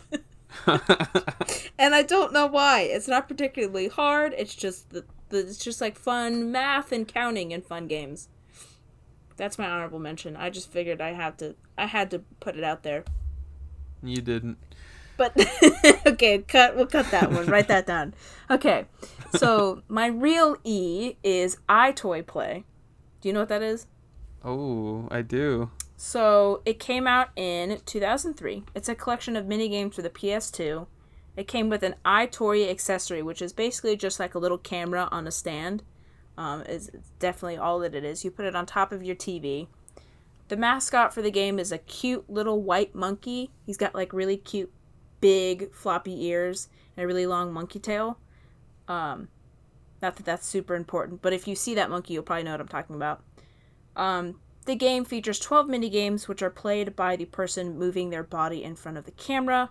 So the way it works, it's a USB, you plug it into the back of the PS2, you set it on your TV, and then the camera displays you on the TV, but it's not smart enough to know, like, what your hand is or, like, what your head is. So you can, like, manipulate these games to play them however you want. It just recognizes that there's something there, and something is touching something on the screen. So the software recognizes pixel changes in the video image and compares the proximity of the change to the other game objects to play the game. So you're seeing yourself on the screen, and you lift your right hand, and it'll lift your right hand, but you know what I'm saying, on the screen. So it's like different. Yeah. So if you move your hand in front of the camera, you'll see your hand move on the screen. You can act with things on the screen. So the menu, like how you access all these games, you just kind of put your hand up and you wave it over whatever it is. So there's going to be like a start button or like a play button at the top right and the top left. So if you want to start, you hover your hand over and you like kind of wave it at the camera and then it'll start it. Or if you want to go back, you wave it over to the left. So it's pretty easy to do, but like I said, it doesn't recognize what your hand is, so you could use a shoe or like a broom or like, whatever you want. The mini games include a game called Wishy Washy, where you just kind of move your body all over, like frantically to clean the screen off because there's suds on it. UFO Juggler, which you just kind of like twirl your hands, like if you put your finger up, like you're pointing number one, and you just kind of twirl it around where the UFOs are. You have to keep spinning them in a circle. There's Kung Fu, where you just slap the shit out of enemies off the screen, so they can't hurt you. There's like a soccer game where you have to hit the soccer ball with your head and keep it up. None of the games are like super fascinating. Just kind of think of it like 1-2 Switch is for the Switch. It's just kind of mostly like a tech demo. But yeah, the real fun of it is being in like a small confined little area in front of this tiny little camera, moving all frantically and slapping your brother in the face, or like accidentally knocking him down, or like trying to hit his stuff away, or like trying to guard your area. That's like where the fun comes in, right? Because the games, like I said, aren't super entertaining, but just like being competitive with somebody standing right next to you, like as they're slapping you and you're slapping them in the face. It's just fun, stupid little kid fun, Yeah. So, my experience with my brother is if we didn't play the game for long periods of time, it was like a 10-minute burst. It's like, we're just going to go crazy with this one game, and then we'll just turn it off. It's like, we're fine, we're good, we got this. I slapped you in the face, you hit me, just stuff like that. Also, just seeing yourself on TV, like, you watch the news on TV, you don't suspect that you're going to be on TV, but using this camera, you're actually, like, on the TV screen, and you get to interact with yourself and your brother, whoever's, like, standing next to you. Also, you could take a picture of your face, and then your face would be on, like kind of like Mii's, kind of, but it's, like, just a picture of it, like, on moving bodies, and, like, you can slap them out of the way. So it was just kind of fun kid stuff back in the day. I've never seen gameplay with an iToy. I've never even seen this thing, like, set up before. I don't know if I need to try iToy, but I would like to see what it's all about. It is, it's, like I said, it's just like a fun kind of tech demo of what you could do back in the day. So, fun facts. Yeah. I did not realize this, but there are tons of other games that utilize this camera. There are some that were made specifically with this camera in mind, and then also some that just kind of, like normal games that just kind of utilize it for stuff. So besides the iToy branded games, there's tons of iToy plays. There's like iToy Play 1, iToy Play 2, like Super Remix, blah, blah, blah, blah, blah, all those kind of iToy branded games that were made specifically for the camera. I'm ready to hear that Drakengard 2 uses iToy. No, but that would be super duper fun. But there are other games made around the camera. There's Nicktoons Movin', Sega Superstars started as an iToy game. I don't know if you knew that. No. Yep. Clumsy Shumsy, don't know what that is. Bob the Builder, Thomas and Friends, A Day at the Races, You Move Super Sports, Yeti Sports Arctic Adventures, Rhythm Star, and Disney Move were all games specifically around this feature, this camera. Just like iToy Play, the games aren't like super intricate. It's just like waving your hands or moving your hands sporadically or blah blah blah. Or like rhythm games where you like have to move to a certain beat or slap a certain corner of the screen, stuff like that. Nothing too intricate. But then there's other games that utilize the camera that are just normal ass games. This one might surprise you. Tony Hawk's Underground 2 uses it, and Tony Hawk's American Wasteland also uses it. Also, wow. Lemmings, many DDR games that I'm not going to list all of them. Like all of the MLB The Show games, SingStar series, of course, and then Jackie Chan Adventures, Really Random, and Harry Potter and the Prisoner of Azkaban. Wow. Mm-hmm. Most of them, obviously, it wasn't made around the camera. It was just mostly like integrating the camera into like fun little mini games that you could play, or like specifically so you could take a picture of your face and then like integrate it into the game somehow. Interesting. Isn't that fascinating? I had no idea. I didn't realize there was so many iToy games though. There's like, I don't want to say 15. I don't think I counted it, but there's like surprising amount. Yeah, that's awesome. But yeah, that was something that we did a lot as kids. It's like before the Wii, where you could just like throw the controllers around or whatever. It was just like, it was pre that. Yeah, pre Xbox Connect and everything. Yeah, definitely. But still fun. And I'm sure you could pick up a camera for like $2 at the game store. I'm sure nobody wants these. Probably. Right.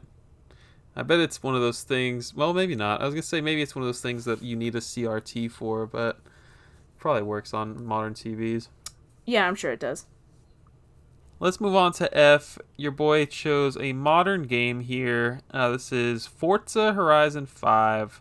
This is not at all a normal pick because most people would say Fire Emblem or Final Fantasy because those are two series that have like 15 to 100 games each. I have never played a single Final Fantasy. I've never played a single Fire Emblem, but I have played Forza Horizon 5, Hannah. So this game came out in November of 2021, developed by Playground Games, published by Xbox Game Studios for the Xbox One and Xbox Series X. Hey, it's a racing game. It's got a Metacritic score of 92. Very solid. What? Come on. So I think this might have been my first Xbox Series X game I played when I got my console in 2021. I had a blast with it. It's not like one of my favorite games ever made, but there's just not a lot of competition. I don't even have an honorable mention for the F.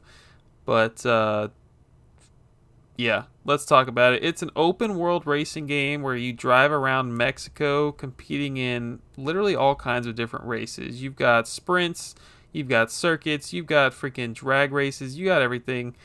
More and more games recently, racing games, have been like taking this open world concept and just like making it so that you can drive around, do whatever you want, and just like go enter events whenever you're ready. And I like it. I like it a lot. I think it's really cool.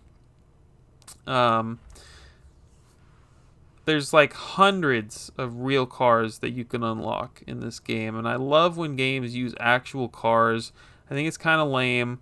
Burnout Paradise City, once again, that game is like made up brands, and no one wants that. Ooh. Everyone wants to see their car in the game. They want to soup it up and drive their own car or whatever. You want to drive like actual Ferraris and stuff. I think that's super cool. That is cool. So there's hundreds of real cars in this game, and there's like an insane level of detail given to each car, and you go into cockpit mode or whatever, and you see inside the car, and it's like actually what the car looks like. It's like, wow, how did y'all have enough time to like put all this detail into this game? And also, like, a minor thing, but you actually can play in manual transmission, which is like a make or break for me in a lot of racing games.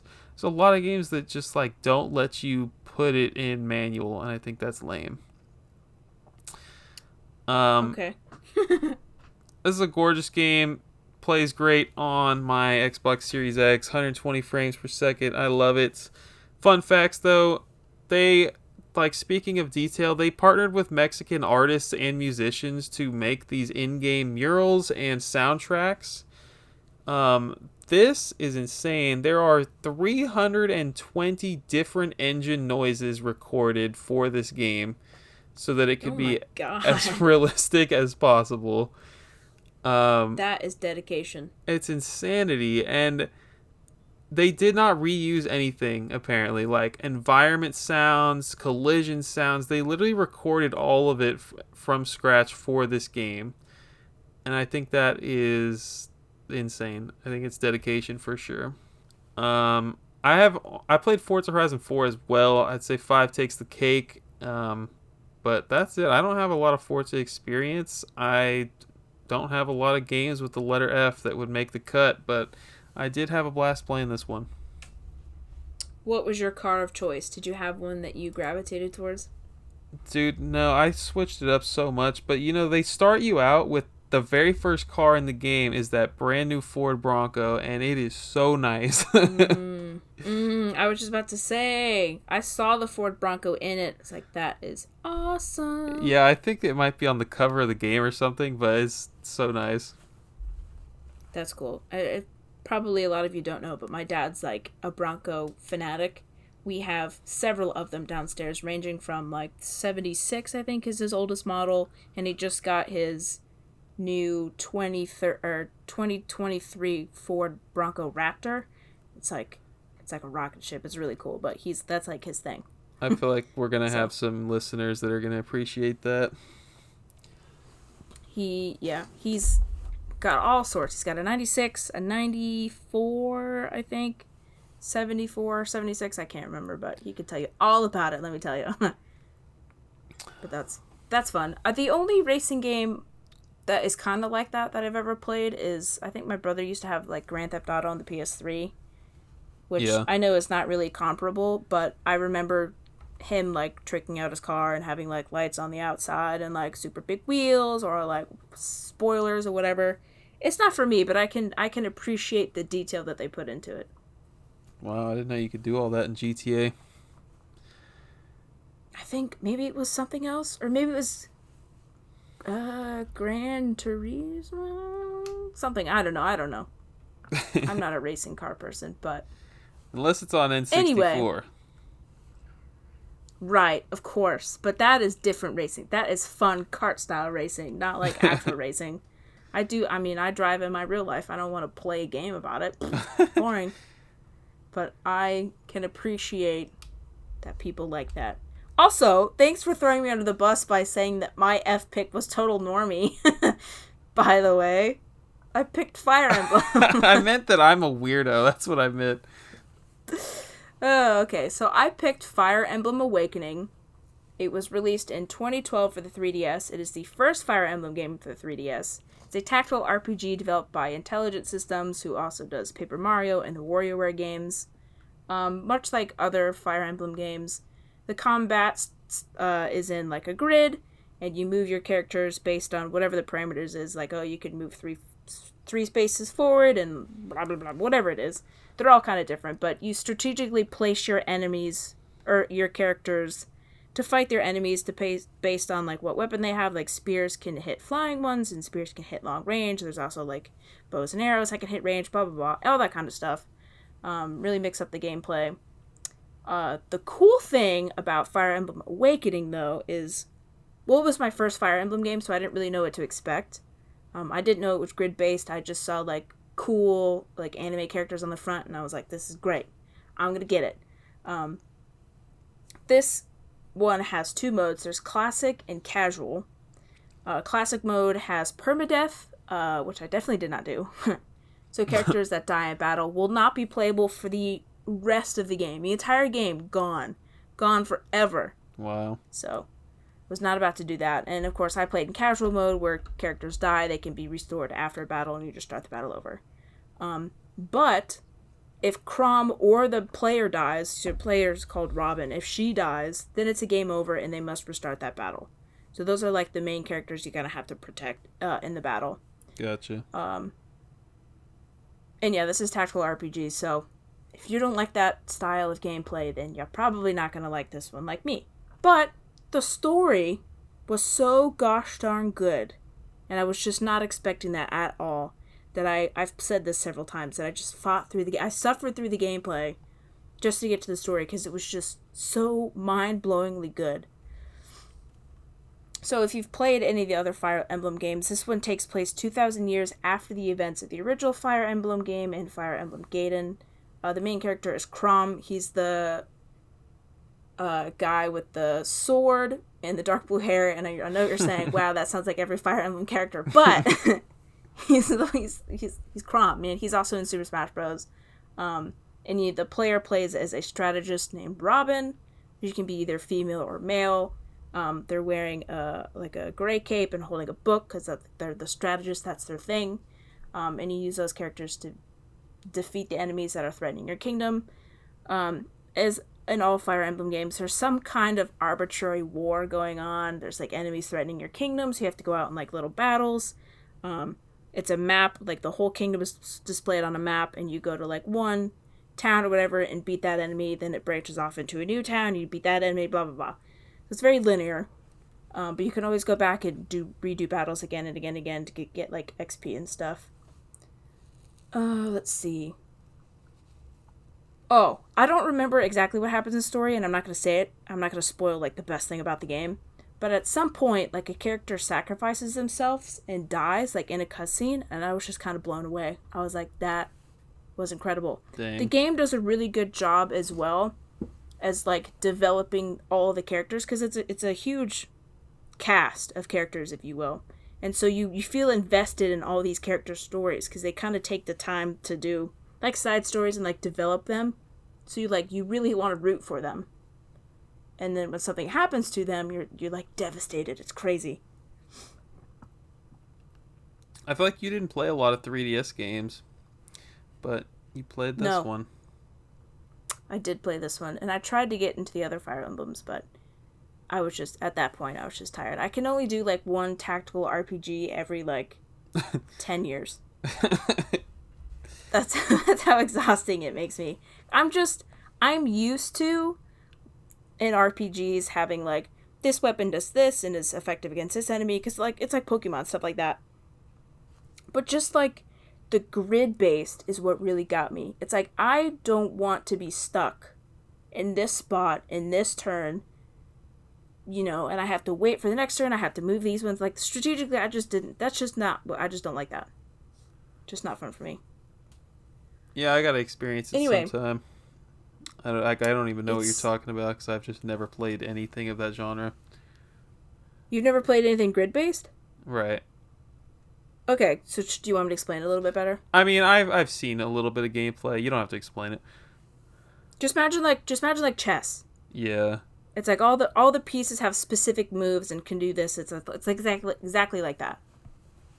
Oh, really? As far as sales and reception goes, sales of the Fire Emblem series had been in decline for like years and years and years before that. So this game was designed specifically to be the possible last entry in the series. Wow. I don't know if it was for forever or if it was just for a very, very long time. But the game got many 9s out of 10s and was received widespread critical acclaim. So it kind of revived the series as a whole, because after that, the 3DS went on to get 3 more Fire Emblem games. The Switch has 2 mainline games and I think 2 spin-off games at this point. So the series is thriving right now. Yeah, it is. And so Awakening was kind of known for like reviving the series, which I think is awesome because who wants a series to die, especially as popular as it is now. Yeah, I've heard a lot of good Let's stuff see. about Awakening for sure. That would be my suggestion to start, I think. Because I tried to get, after I finished that one, I tried to get into the original Fire Emblem because it came out on the Wii Virtual Console, and I was like, no. The story wasn't quite there, the gameplay wasn't quite as exciting, and so I think it just turned me off from the whole series in general. But like this one is great, and you should go on from there. Don't look back. Is I what I'm think saying. when the time comes for me to dive into the series, I'll probably start with Path of Radiance on the GameCube. I've heard a lot of good stuff about that one.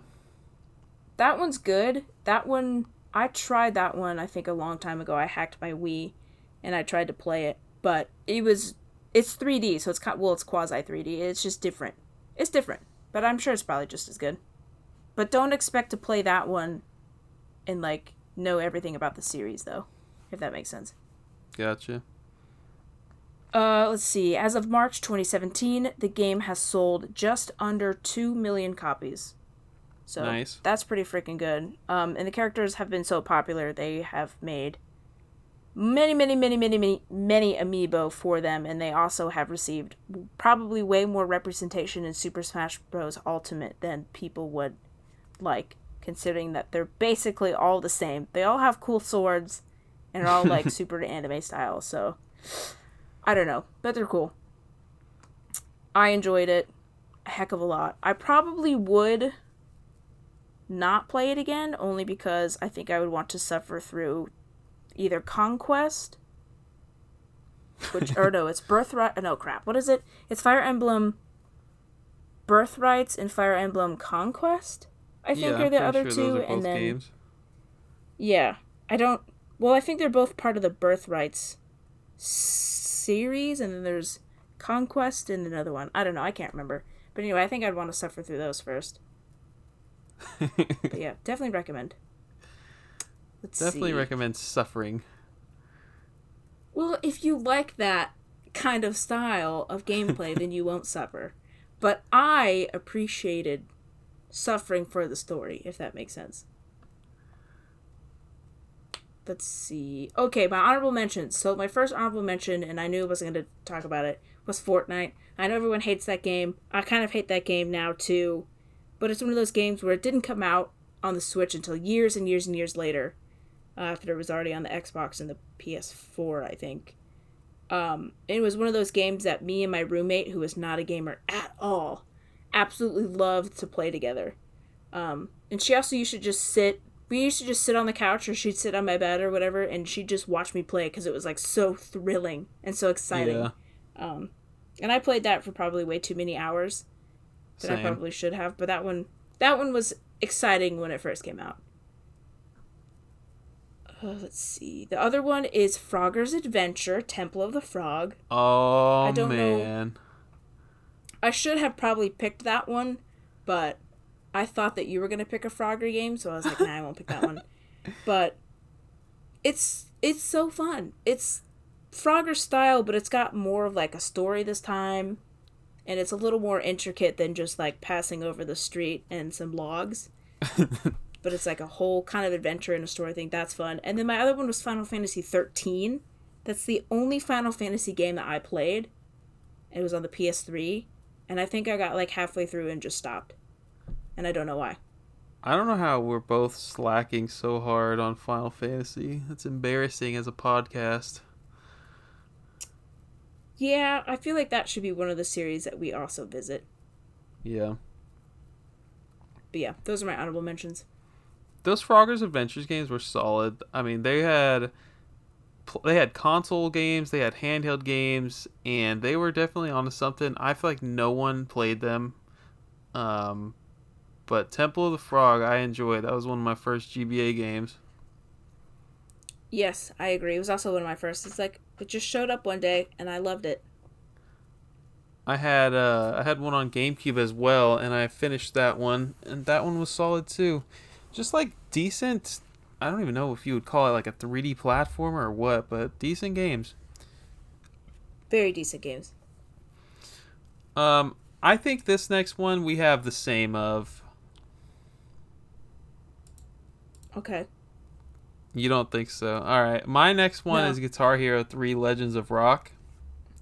Oh. Nope. All right. Releasing just 3 days before Halloween in 2007, developed by Neversoft and published by Activision for the Wii, 360, PS2, PS3, and PC. What is the genre? It's the freaking rhythm genre. It got an 86 on the Wii on Metacritic. We're going with the Wii because that's what I played it on. Boo. Let me know when you play it with a guitar controller, and then we can have a conversation. Hey, I feel like we talked about this, but I don't know if I mentioned it on the podcast. You can play Guitar Hero with the Wii remote. Just the Wii remote. Like, you don't have to have the guitar attachment. Yeah. Just thought I'd put that out there.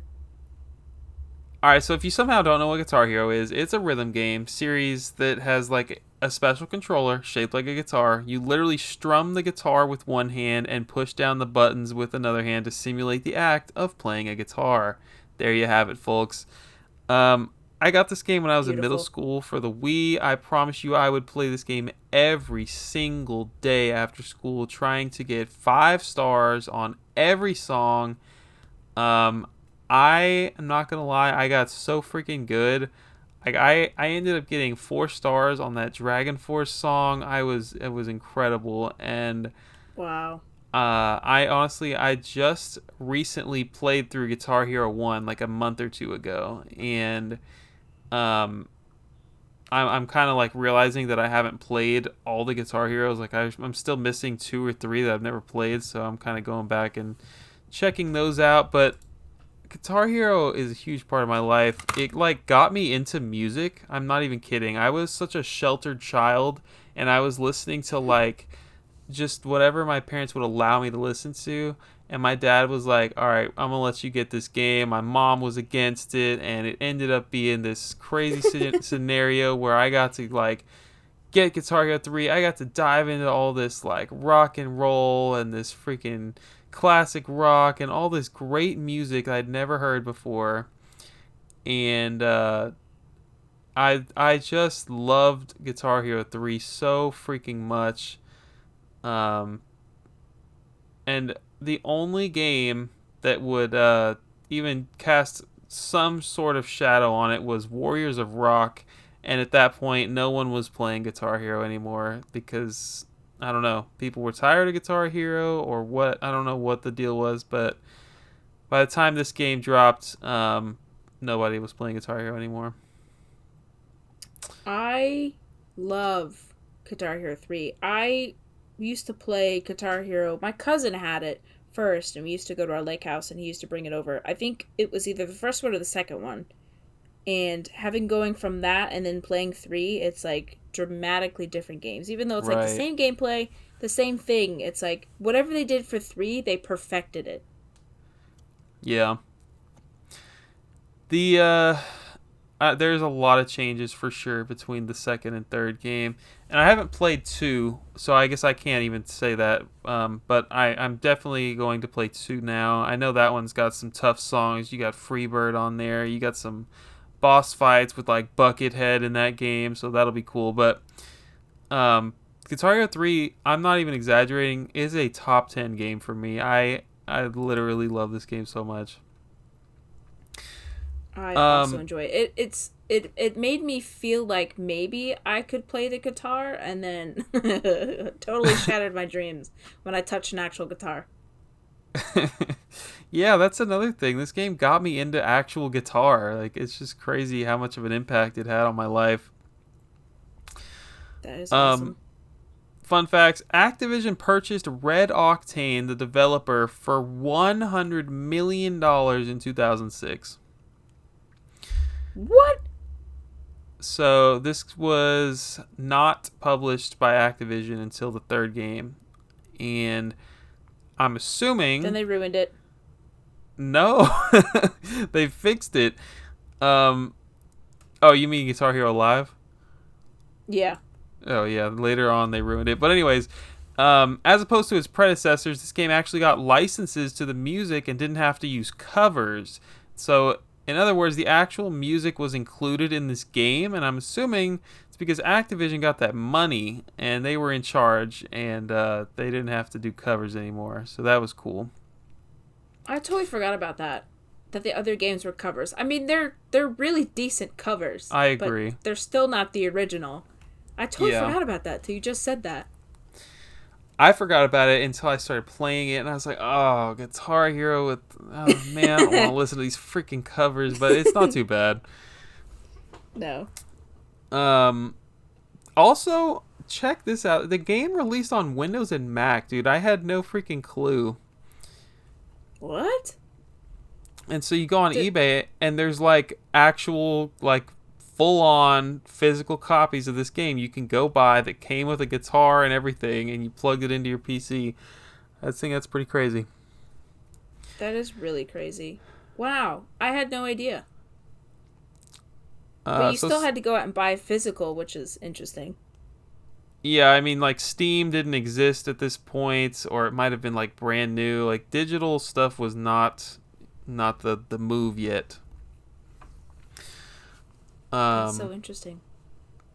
Other than that, I wrote down that different releases got different guitar controllers. So the Wii 360 and PS3 got that Gibson Les Paul, and the PC release had like an Explorer, which if no one listening has ever played a guitar before or done research or whatever, that's just the name of another Gibson guitar.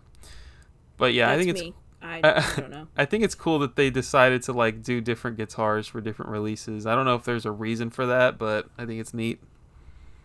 I did not know that. Mine came with the red one. Whatever that one is, I have the red one. Oh yeah, for the PS2, because they had PS2 was the only console that had Guitar Hero for the first two games. Yeah, and I remember getting the big pack for like Christmas or whatever and just being so excited. It's like, no, it's not a real guitar. It's a plastic guitar. But it was just as exciting, in my opinion. Man, I just wish they would bring Guitar Hero back. I don't know why they wouldn't. I mean, they ruined it with Live, and I get the concept that they were going with that. But I think people would still love to play it, especially if they didn't even have to remaster the games. They could just fucking port them over. Did you play Live? I feel like you did. I did. Yep, I was one of like the few people who played Live. Yeah, dude, it was like $5 on Wii U at like Five Below. I got that as a gift or something. It's so good. But the songs were garbage. It was like, this is not Guitar Hero. But no, the it wasn't. But they wanted you to buy them.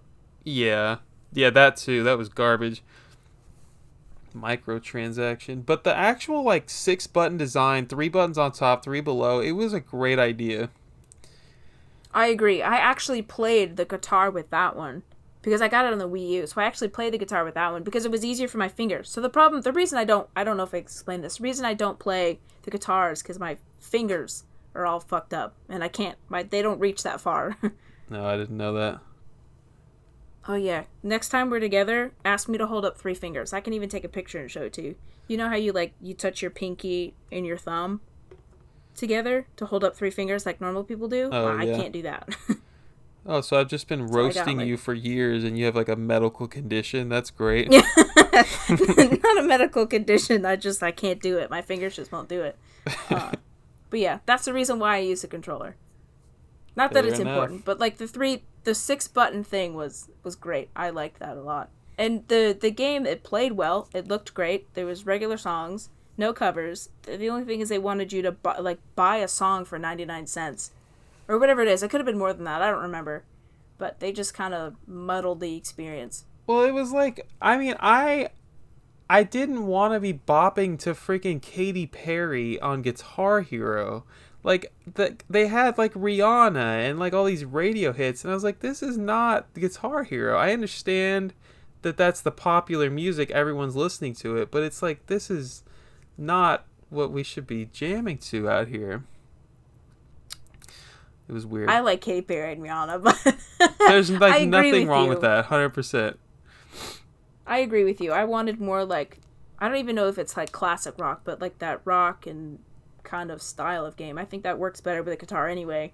I don't assume Rihanna's. When I think of Rihanna, I don't think of her guitar player, you know? Right. Strumming That's in the what I'm background. trying to get at. Yeah. I agree. I can't But believe no, you didn't I pick didn't. Guitar Hero. What is your G? I figured that you would pick Guitar Hero, so I didn't. It is Gex 64 Enter the Oh, Gecko. Mm-hmm. just Very in excited. time.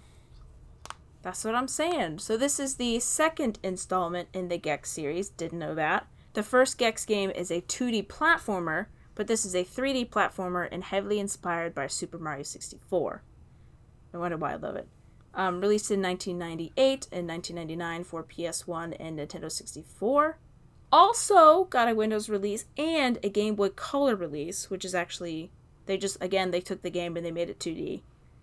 So it follows the same kind of story-esque, but it's like a completely different game. Gex, which is the main lizard, the cool, like, spy, laser-shooting lizard. He's the main character, and he's voiced by comedian and voice actor Dana Gold. I don't know if you've ever heard of him. No. And the script took a similar humor to The Simpsons because it was written by a Simpsons writer, Rob Cohen. Interesting. So all kind of similar stuff. So it was developed by Crystal Dynamics, which we've talked about before, the studio behind the Tomb Raider series and the Legacy of Kain series. And then this is kind of cool, this is a fun fact, rather than using like a grouping of polygons for Gex's design, which is the lizard guy, they actually built Gex using a full skeletal system with more bones than a real gecko, and then they just stretched the skin over that. Whoa. So instead of having like a super polygonal like Mario with a block nose, they made it a little more intricate than that, which I thought was cool because he's a gecko. You know, he's got to move like a gecko would versus like what a human would. Yeah. In terms of gameplay, just imagine Mario as a gecko. So like Mario's a gecko, what would a gecko do? You know, you can jump from platform to platform. You can walk on his two little back feet instead of all four, but he can also climb like a lizard up walls. He also has a tongue, so if you were to like jump from one platform to the other and you like kind of slightly miss it, he'll stick out his tongue on the edge and he'll bounce you back up to the platform, which was really fun. He'll catch you on a ledge if you miss it. You can eat things, you can do cool little spin smacky moves with your tail, spin your tail around. And very similar to Super Mario 64, there's a hub world or whatever, so in Super Mario 64 it's a castle.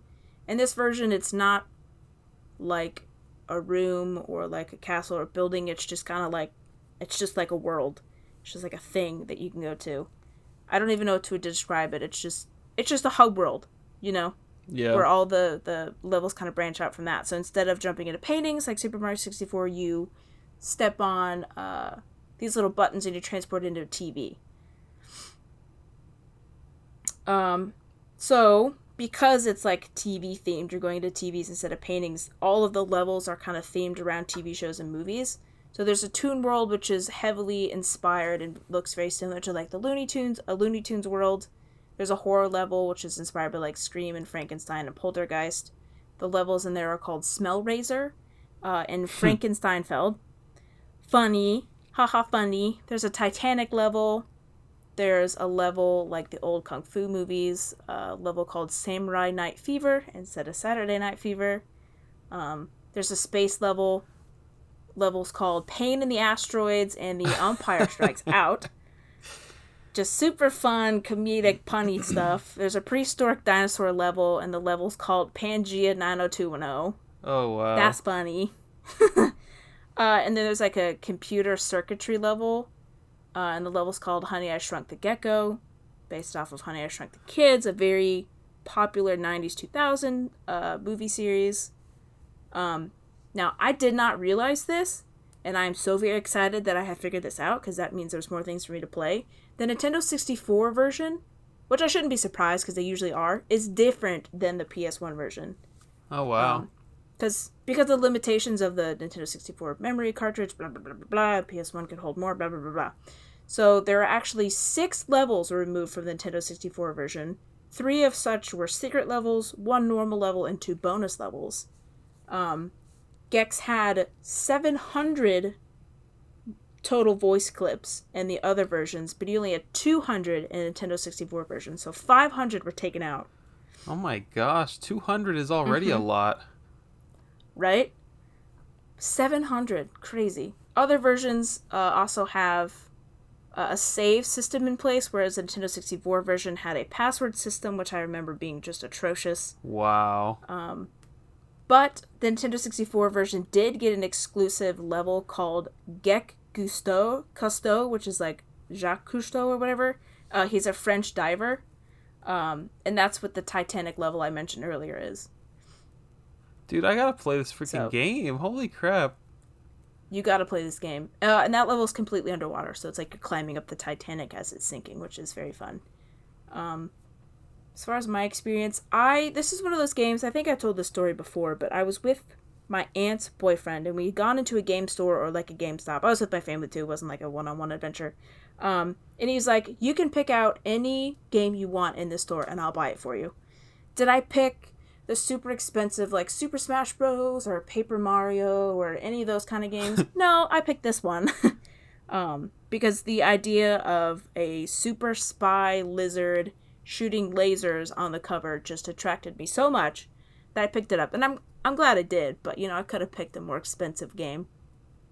You could own Earthbound today was had you chosen Earthbound. Right? Or freaking, God, what's another one? I was like, Rule of Roads, the PS2. I don't know if that existed at that time, but something outrageously expensive like that. But no, I picked like the $5 bargain bin lizard game. This game was praised for its immersive and unique levels. Like I said, all of them are based on like TV shows, and they're all very punny. And he's got like I said earlier, the voice track. He'll just spit out some random ass lines at any given time. And as a kid, a lot of them went over my head. But I played it not that long ago, and I was like, that seems like a very adult joke. That seems like inappropriate. And I didn't know as a kid. I was like, yeah, sure, I don't know, whatever. A lizard's talking. Some people also didn't like the humor very much. Simpsons humor is very hit or miss. You either like it or you don't. So I don't know if you can really judge a game based on its humor if it's not like a comedy game. I don't know. That was just kind of weird, but that was a lot of their gripes. The PS version rated generally higher than the Nintendo 64 version, which is not uncommon. PS4 ranges from like a 7 to 8 and some 9s, where Nintendo 64 is like 5, 6 to 7s. But fun fact, the game is called Spintail in Japan. I don't know, not Tailspin? No, Spintail in Japan. And Gex's name was named to Reno. There's no official reason why, but it's probably just to appeal more to the Japanese audiences. The sales of Spintail were so poor in Japan that Gex 3 was never released there. Wow. They're just like, nope, not for us. The games also had other titles in other regions around the world. So the North America release for the PS1 and the Game Boy Color are also called Gex Enter the Gecko versus Gex 64 Enter the Gecko for the Nintendo 64. The PC and the UK PS1 release uses the name Gex 3D Enter the Gecko. And then the other European regions, besides the UK, had the title Gex 3D Return of the Gecko.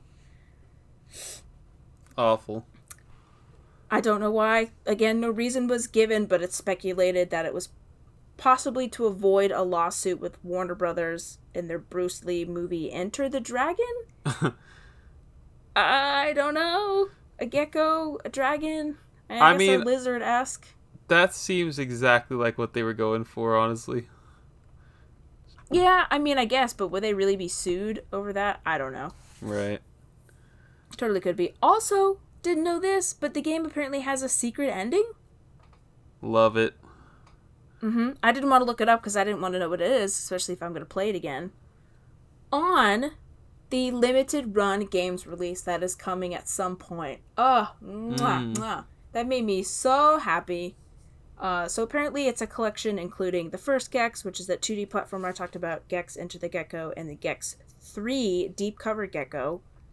They didn't release information on if it's going to be, like, which version it's going to be. It's going to be, like, the PC version, or if it's going to be the PlayStation version. If they do pick either the PlayStation or the Nintendo 64 version, they both have exclusive levels, so I don't know if they're just going to make one giant one where all the levels are included with all the sound bites, or if there's going to be, like, a different collection.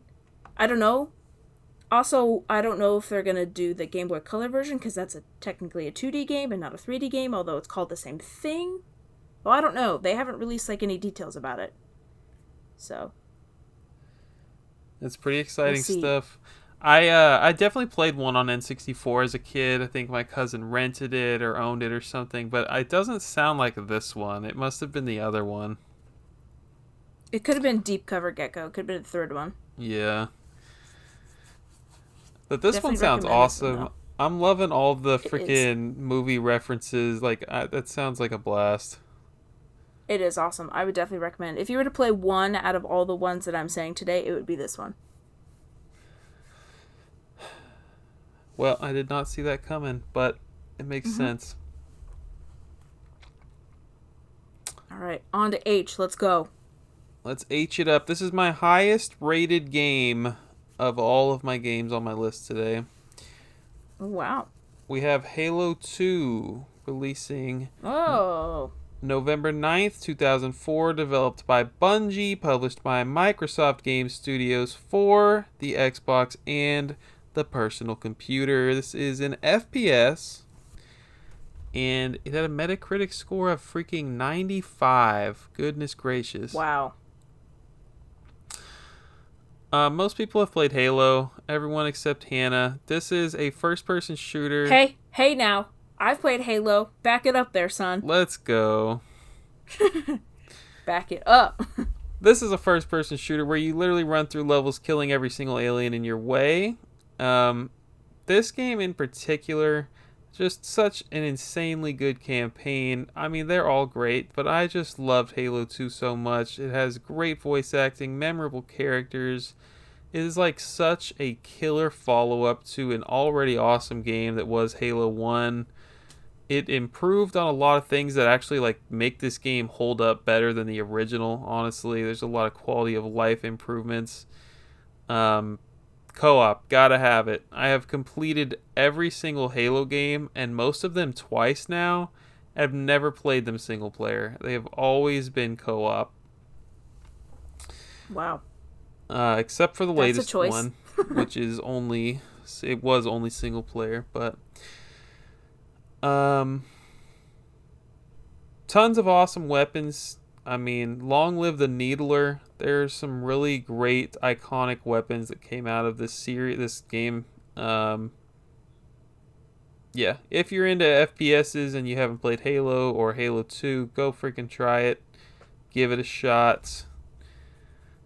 I have actually a lot of sentimental value with this game. I had been playing Halo way before I was supposed to be playing Rated M games with a neighbor, and I believe he had it on PC and Xbox. I just remember like doing these LAN parties with him and some other neighbors, and we were just playing multiplayer, and I remember like feeling a lot of guilt when I went home because I was not supposed to be playing that game. Guilty. But this neighbor, his name was Zach, he actually got cancer and passed away when he was like high school level, and his family would eventually give me his Xbox and games, which I still have to this day. I still have his copy of Halo 2, and his save data is still on the Xbox, so it's pretty cool. It's pretty sentimental. Wow. That's such a nice story. I think so. It's the Xbox that is sitting in my kiosk right now. Oh, that's even cooler. So, after the first game was such a huge success, Microsoft wanted to force Bungie to have the game ready for Xbox Live's launch in 2002. Um, the game, obviously, Halo Combat Evolved, the first one, was selling insane amounts, and it was selling the Xbox. It was the exclusive that people needed an Xbox for, and now Microsoft's like, all right, we're about to launch Xbox Live. We're going to have online play. We need a game that's going to sell like hotcakes again. And we want y'all to have the sequel out the following year. And Bungie was like, no way, dude. This is not possible. And so there was a vote held to decide whether Bungie should ship an incomplete game or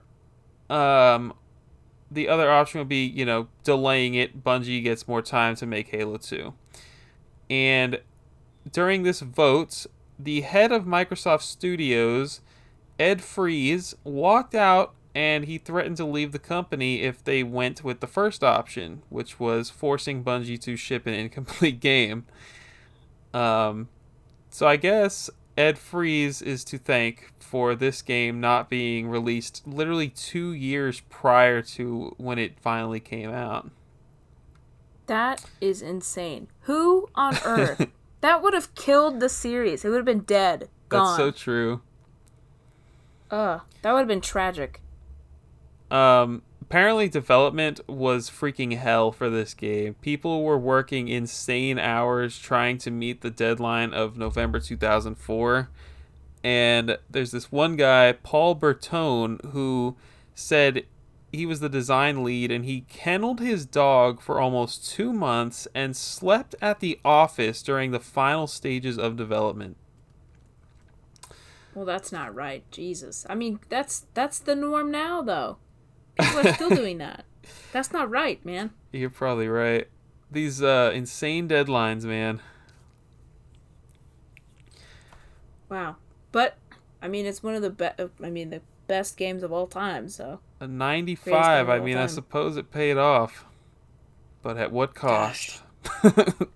Right. That poor dog. 2 months. All right. Poor guy. What you got?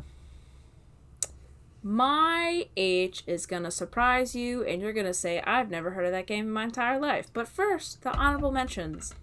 So, H is, again, another one where I have a lot of ones. Harvestella. That's a game that we'll talk about towards the end. Loving it. It's like part sim, part farming sim, part RPG. It's not what I expected it to be, and it is great. I love it.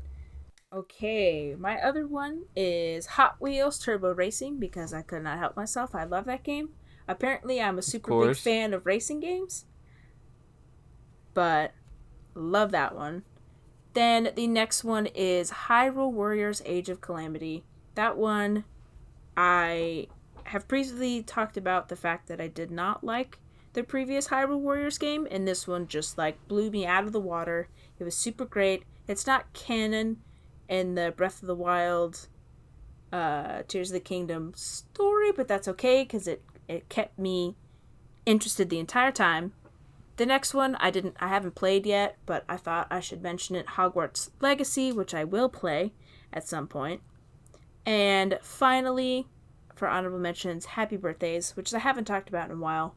It's the sandbox evolution game where you can manipulate an environment and you can create flora and fauna of any kind, and the point of the game is to manipulate the environment and the animals around you and the plants to create human life, which I thought was just a super interesting concept. I thought for sure you were gonna say Hyrule Warriors. Nope, I wanted to be different. Do you want to guess what I did do? What my choice was? It is Hamtaro Ham Hams Unite. Oh, man. Have you ever heard of that one? No, I haven't. So, and it's an adventure video game based on the Hamtaro anime series, and it features many of the same characters, the cute little hamster guy and all of his little friends. It was developed by Pax Softnica and published by Nintendo. It launched in 2001 in Japan and 2002 in the United States. It was the final video game published by Nintendo for the Game Boy Color. And Wow. it was produced partly by Mr. Miyamoto himself. Wow, what the heck? Isn't that exciting? So not America, or did it come to America? No, it came to the US, 2002. Okay. So you play as Hamtaro, which is the cutest little hamster you ever have seen in your entire life. He's orange and he's white and he's got the biggest, cutest, adorable eyes you could ever possibly imagine. Yep. He's very typical cutesy Japan kind of style. But, he came over to the United States, and I got to play his game. Again, it's one of those games where I don't know if I asked for it, it just appeared out of nowhere. And I loved it. So Hamtaro goes on an adventure and seeks out his friends, members of his clubhouse, and attempts to fill out the Ham Chat dictionary with words. So the player has 4 options initially for actions and dialogues. The defaults are talking, digging, tackling, and sniffing. That's the only things that you can do. And it's the words for tackling is tack Q. The word for sniffing is hiff. And the word for digging is dig. So it's like you're trying to fill out the dictionary, but you just start off with some hamster words. It's super calm. It's very colorful. The sprite work is amazing. And it's just, you're experiencing the world like a hamster would. And as a child, that just super appealed to me, and I don't know why. Everything was big around you because you're a tiny little hamster. It was just adorable. I loved it. I didn't really have that much to say about it, just the fact that I didn't have, I was looking for games for H, and I could not think of any initially, and I immediately stumbled upon this one, and I was like, yeah, that's the one we're going with. There are so many Hamtaro games out there, it's crazy. One of them, actually, it's called Hamtaro, Ham Games, I think it is, and it was developed, Ham Games, and it's a sports title where you play a bunch of different sports as Hamtaro, but it's kind of goes along with a story. You're like, oh man, I have to play basketball now, and then Hamtaro plays basketball, and it's like, oh man, I gotta defeat this challenge, and I gotta play baseball, or whatever it is. Just something cute like that, and it was developed by Alpha Dream, which is known for the Mario and Luigi series, so that was interesting among my research. But yeah, the reason I think I like this game is I was also obsessed with Hello Kitty as a kid, and so it kind of had this same cute aesthetic, and I was just so drawn to it. I'm absolutely positive I never beat it, because it was actually kind of difficult. I didn't know what to do. None of the words were English. It was all hamster speak. I'm pretty sure I just walked around and talked to cute little characters. Did you watch the anime? I did, yes. I did watch the anime. Not religiously, but I knew it would come on. I don't want to say Saturday. I don't know if it got prime time like that, but I do remember watching it. Yeah, I remember seeing it very little as a kid. I don't remember what channel it's on. It was probably... What was the I think channel? It was Cartoon Network. It was either Cartoon Network or whatever it was. The one, Toonami, I think, is what did Yu-Gi-Oh! And Dragon Ball Z and all that, so it might have been that one. Right. But I don't know. Could be. So this game appeals to both children and older audiences alike. It was the 7th best-selling game for the Game Boy Color in Japan. Whoa. Crazy. Oh, and it was in 2002 when the GBA was already out. Right, exactly. It received lots of 7s and lots of 8s. Also, I did not have a Game Boy Color growing up. My brother did, but I never got to play it. Or I got to watch him play it. So, I only had a Game Boy Advance, and then later a Game Boy Advance SP. So I don't know if it was gifted to me, or if like a hand-me-down, or if it my parents bought it from the store new. I don't know the lineup of when Game Boy Color games stopped being sold in stores versus when Game Boy Advance took over. So, like I said, it just kind of appeared one day. But I loved it all the same. And that's my age. I think I have Ham games on the shelf. They're great. They're so cute. You should play one. I mean, I think I have the game Hamtaro Ham games. Oh, the sports one? The Alpha Dream one, yeah. You should play it. See how it is. Compares to Mario and Luigi. Anything else? Nope, that was my choice for age. Hamtaro. Good stuff. Um, I did not. I haven't played a lot of games. I can't imagine many people have. I think most recently I played Ninja on the GameCube, and that is not a good game. Nice. Um, I streamed that one with my friend a few times. It's like another game that he grew up with. He thought it was great. Turns out it's not. It's garbage.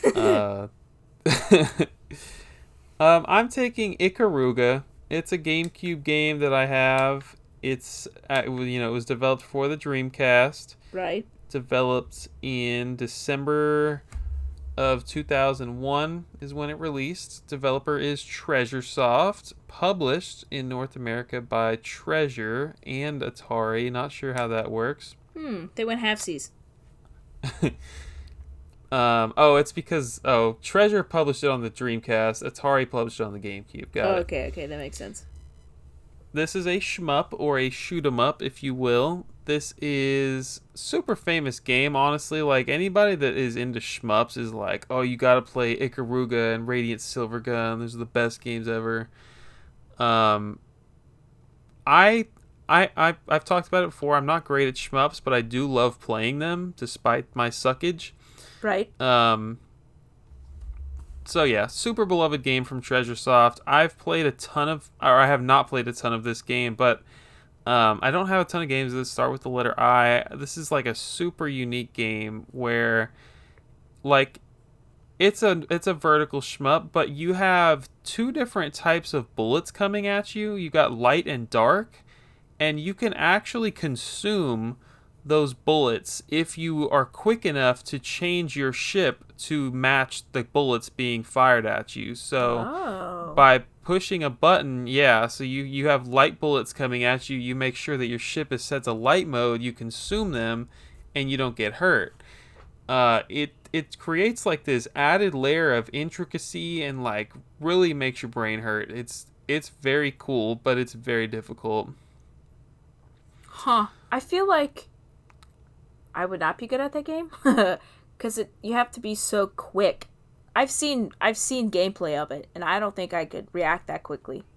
I would get too frazzled, Yeah, I mean, these shmups, dude, like, you really just have to sit there and grind away and just keep starting over from level 1 until you figure it out, which I guess is like how any old game is. That's how Castlevania is or whatever, Ninja Gaiden and stuff, but it's like, I don't know, something about shmups is so freaking hard. Yeah. And also, it's on the Switch, too, isn't it? Didn't they port it over to the Switch?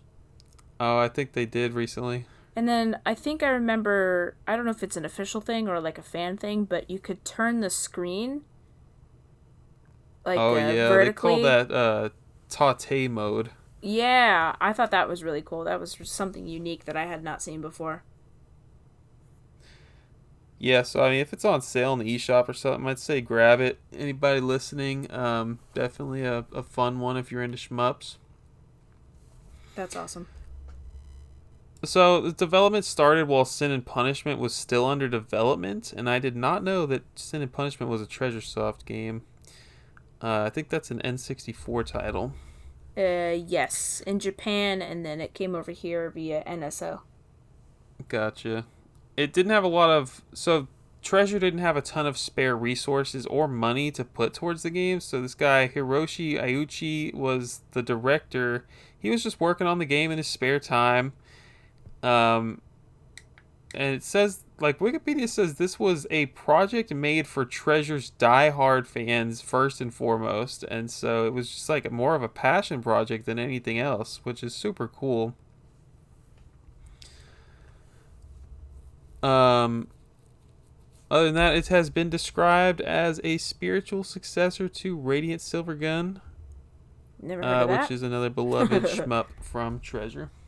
Huh. And that's it. That's my last one for the episode. I also had a very hard time picking and I knew Ikaruga, and I've never played it, so I couldn't pick that one. But I picked another one that I've played for like 5 minutes, so I hope that counts. It's called Ivy the Kiwi? ? Oh, So yeah. it's a platforming video game developed by Prope and designed by Yuji Naka, who co-created the Sonic the Hedgehog series and was the president Wow. of Sonic Team at Sega. He's also responsible for Balan Wonderworld, if you remember that disaster. And he has some pretty serious charges against him for Yeah. insider trading. So, take that as you will.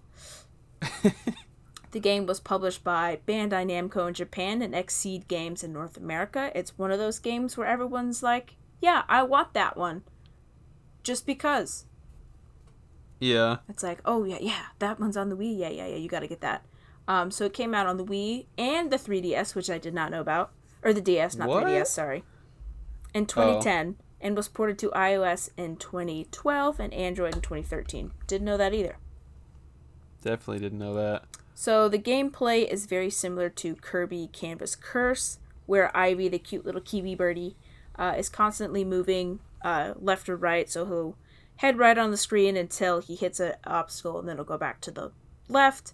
That's just his thing, and then the way you control him and get him to finish the obstacle is by like drawing lines or like manipulating the world around you, very similar to Canvas Curse.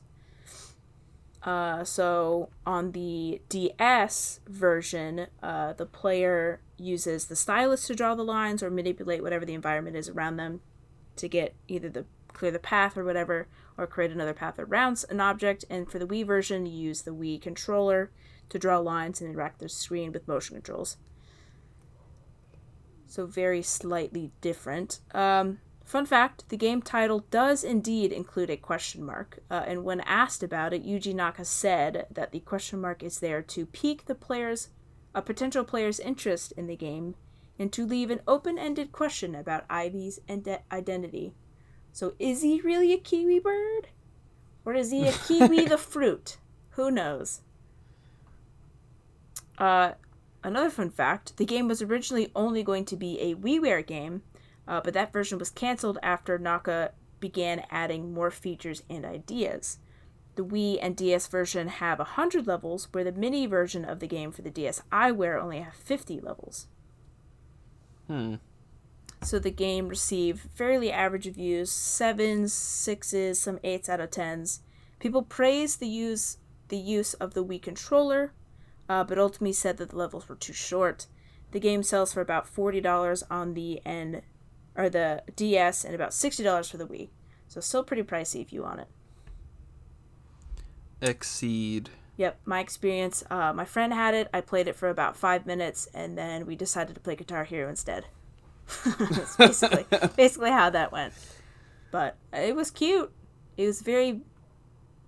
The little kiwi guy, he's really cute. And the world is pretty colorful around him, so, I'm sure I'll play it again someday. I was just looking at the back of the box art online. Turns out Kiwi's a girl. Okay. Or, I'm sorry, Ivy's a girl. Yes. Ivy the kiwi? But yeah, that's one of those games that every Wii collector's like, or even non-Wii collectors, just game collectors are like, yeah, I want that one. I need that one in my collection. A hidden gem you might see on YouTube. Exactly. And it's also by Xseed Games, which, for whatever reason, their games always hold value or go up like crazy. I had no idea it was Yuji Naka, though. That was very interesting. Mm-hmm. The more you know. So wow. I guess he doesn't just work for Sega. Or I don't know. Who knows, man? He's a wild guy. No one can control him. All right, we did it. It's only 12:30 in the morning. Oh, it's 1:30 for you. It is 1:30 over here. Woo-hoo! We started and we started over an hour later. Love it. We did. Well, we did it. We went all through A through I. We did our best to pick our favorite games. I think we succeeded for the most part. I tried to pick games that probably either you haven't heard of in a while or have never heard of at all. And I chose my favorites. Well, I chose my favorites out of the ones that I could remember. All right. What else we got going on in this podcast? What have you been buying, Hannah? Just nothing. just the low thing of nothing. I will tell you what I'm looking out for. Should that be a category? Hey, Hannah, what you been looking out for lately? Okay, so I really, really want Dragon Quest Treasures. I've wanted that for a very, very long time. And I really, really want to get Mario Party Superstars. So Walmart had this thing. It was like a 20% off like stacking coupon glitch or whatever. And I gotta get on that because you gotta stick it to Walmart. They're not gonna miss it. Anyway, I missed it. It was going to be like $45 for both of those games, and I was too slow and I missed it. And I had them in my cart. I had my address, my card in, everything, and then I missed it. So I almost had those. But I also... So this is the what are you almost buying section. Yeah, I've made up a new section. I'm not buying that much because all of my stuff is packed up in boxes in my parents' living room. Oh. There's only so much stuff I can bring in here before they really they start pitching stuff in the burn pile. But what about you? Not much myself. My best pickup for the last month was I was the only bidder on Croc. You remember me streaming Croc not too long ago? Yes. Similarly to multiple games we've talked about, Croc on PS1 was like a 3D platformer, and hey, they made Croc as a 2D platformer on the Game Boy Color. Hey, look at that. I got me a CIB copy for like $35, only bidder, and that is very inexpensive. That game goes for a lot more than that, so pretty happy. It's very clean. That is great. Now you gotta reorganize your whole shelf. I've already done it, don't worry. Other than that, I got a couple more GameCube titles, and I got Bubble Bobble Revolution on the DS. I love picking up Bubble Bobble games. That's the one with the cute little dinosaur, right? Yeah. Yeah, nice. Okay, tell me what you've been playing.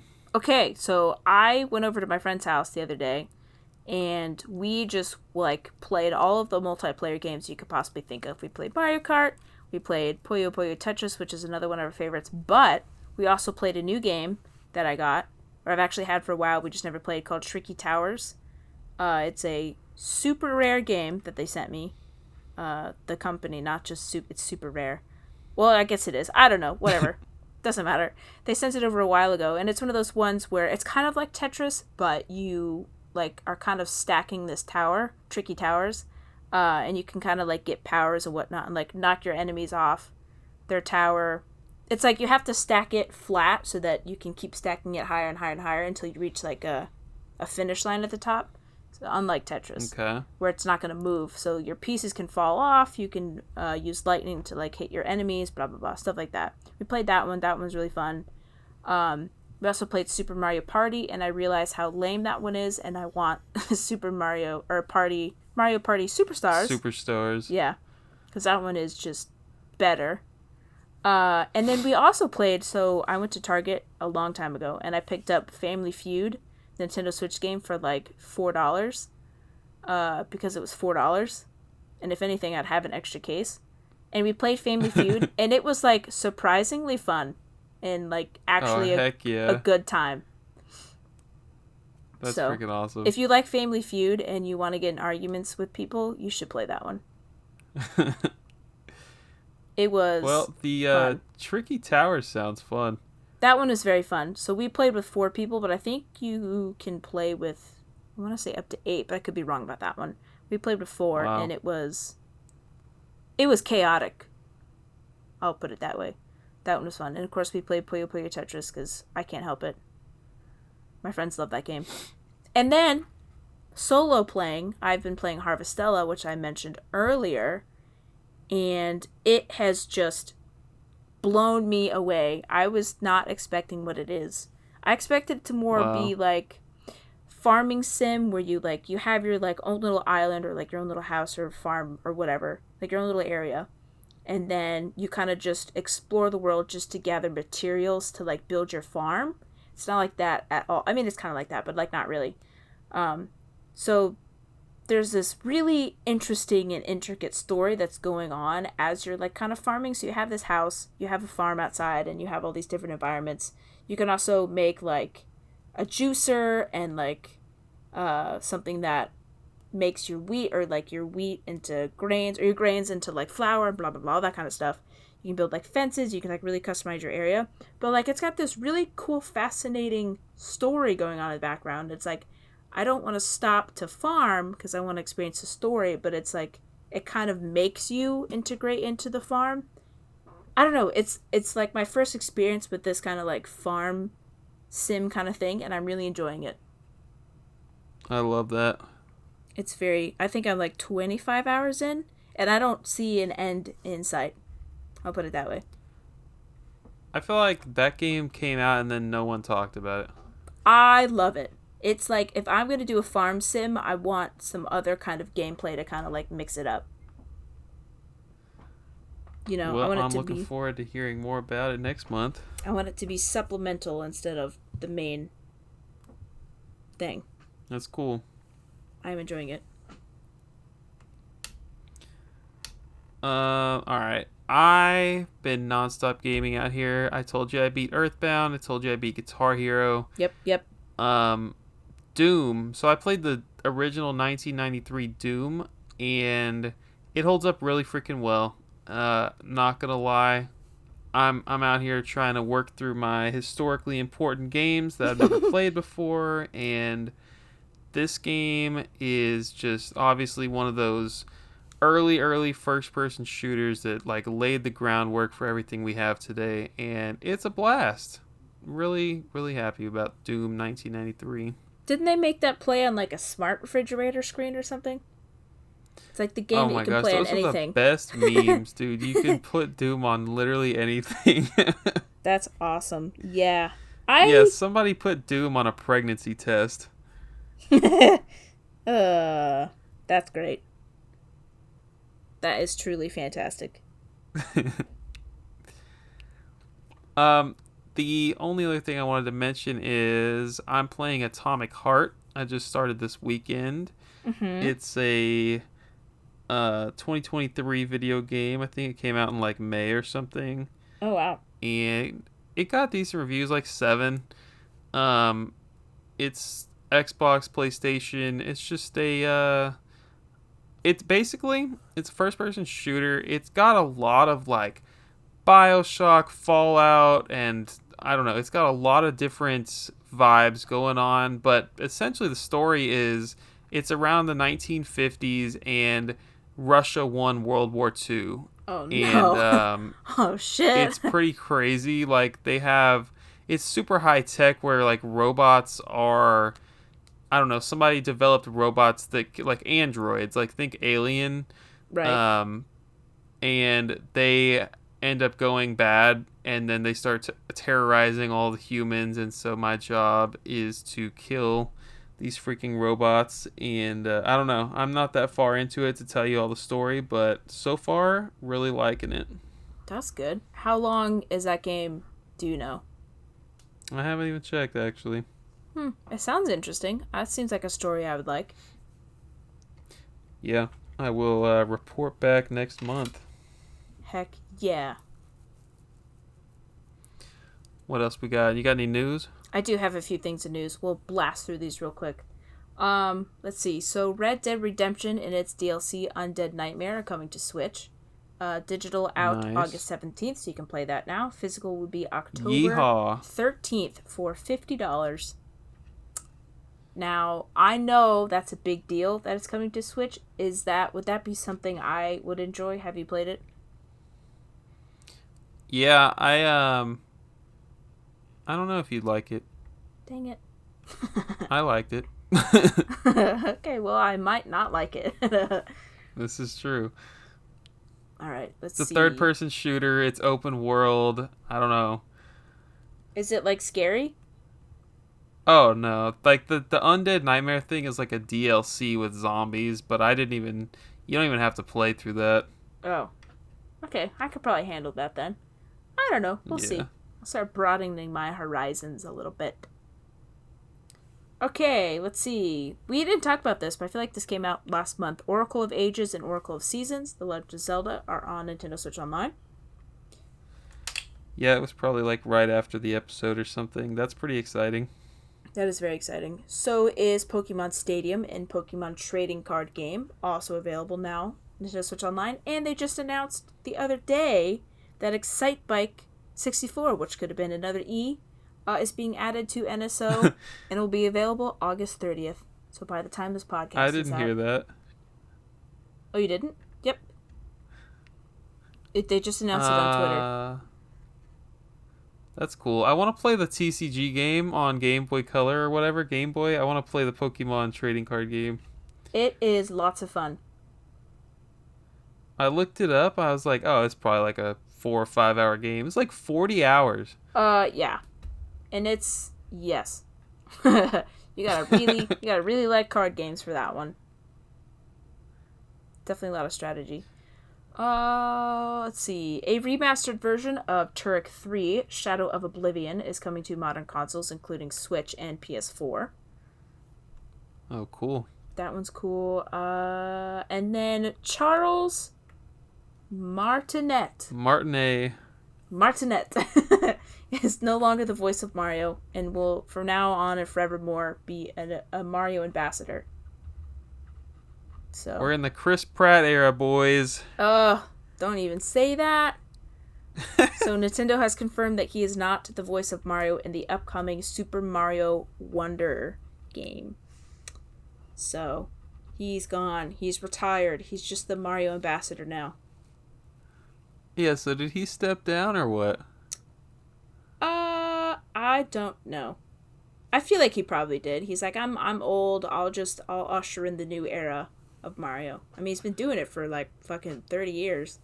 40 years. I mean, he's just years. traveling around making thousands off of signatures and $40 pictures and whatnot. He's having the best life out there. He's living his best life. Agreed. He's going to be here in like November, and I definitely want to go get something signed. Ooh, for a con? Yeah. Ooh, that's exciting. When in November? I'll have to check. Come through. Heck yeah. I'll take a trip for my birthday. Woo! Let's go. That'll be fun. The last thing I have will excite nobody except for me. That's why I'm saying it. So Promethean... Hot Wheels? No. Promethean Books has partnered with Falcom to make an official tabletop RPG based on the Yeast series and the Trials series. So, what the heck? Woo woo. That's very cool. I don't know if anyone else is excited about it, but I love tabletop and like card games. I love that stuff. I already know what the why is going to be for you when we get to the podcast episode. You want to take a gander? Because I feel like you're not going to get it. It's going to be ease. You know it also starts with Y? No, ukulele. No, Yoshi also starts with Y, and so does Yu-Gi-Oh! Oh, Yu-Gi-Oh! For sure. We'll see! That's great. We shall see. What else, Hannah? That's it. That is all I got. It's almost 2 o'clock. Let me go to bed. The last thing I wanted to mention is next episode, we're going to be talking about games that we started but didn't finish. So, oh, yeah. We didn't ask any questions because we didn't know what to ask y'all for this episode, but be on the lookout for a question for episode 39. Oh, wait. Dang it, I said this was episode 38. Where did I get that number from? It's 41, my friend. Dude, did I say 38 in the intro before the intro? No, I didn't. No, I don't think you did, no. Alright, good. Anyways, in episode 42, we're going to be talking about games we started but didn't finish, so be on the lookout for a question in the Discord and on Instagram. Yes. At Game Girl Advance SP for hey, that. That's me. Yes, I will be more diligent now. I just didn't know what to ask for this one. Yeah, me either. Yeah, I'm gonna go to work in about 7 hours, 7.5 hours. Woohoo! That's what All I'm right, talking thank you about. guys for listening. Where can the people find you, even though I just said it? Game Girl Advance SP on Instagram. I'm at Bird Dog Gaming on every social media, and we will see you guys in September. See ya.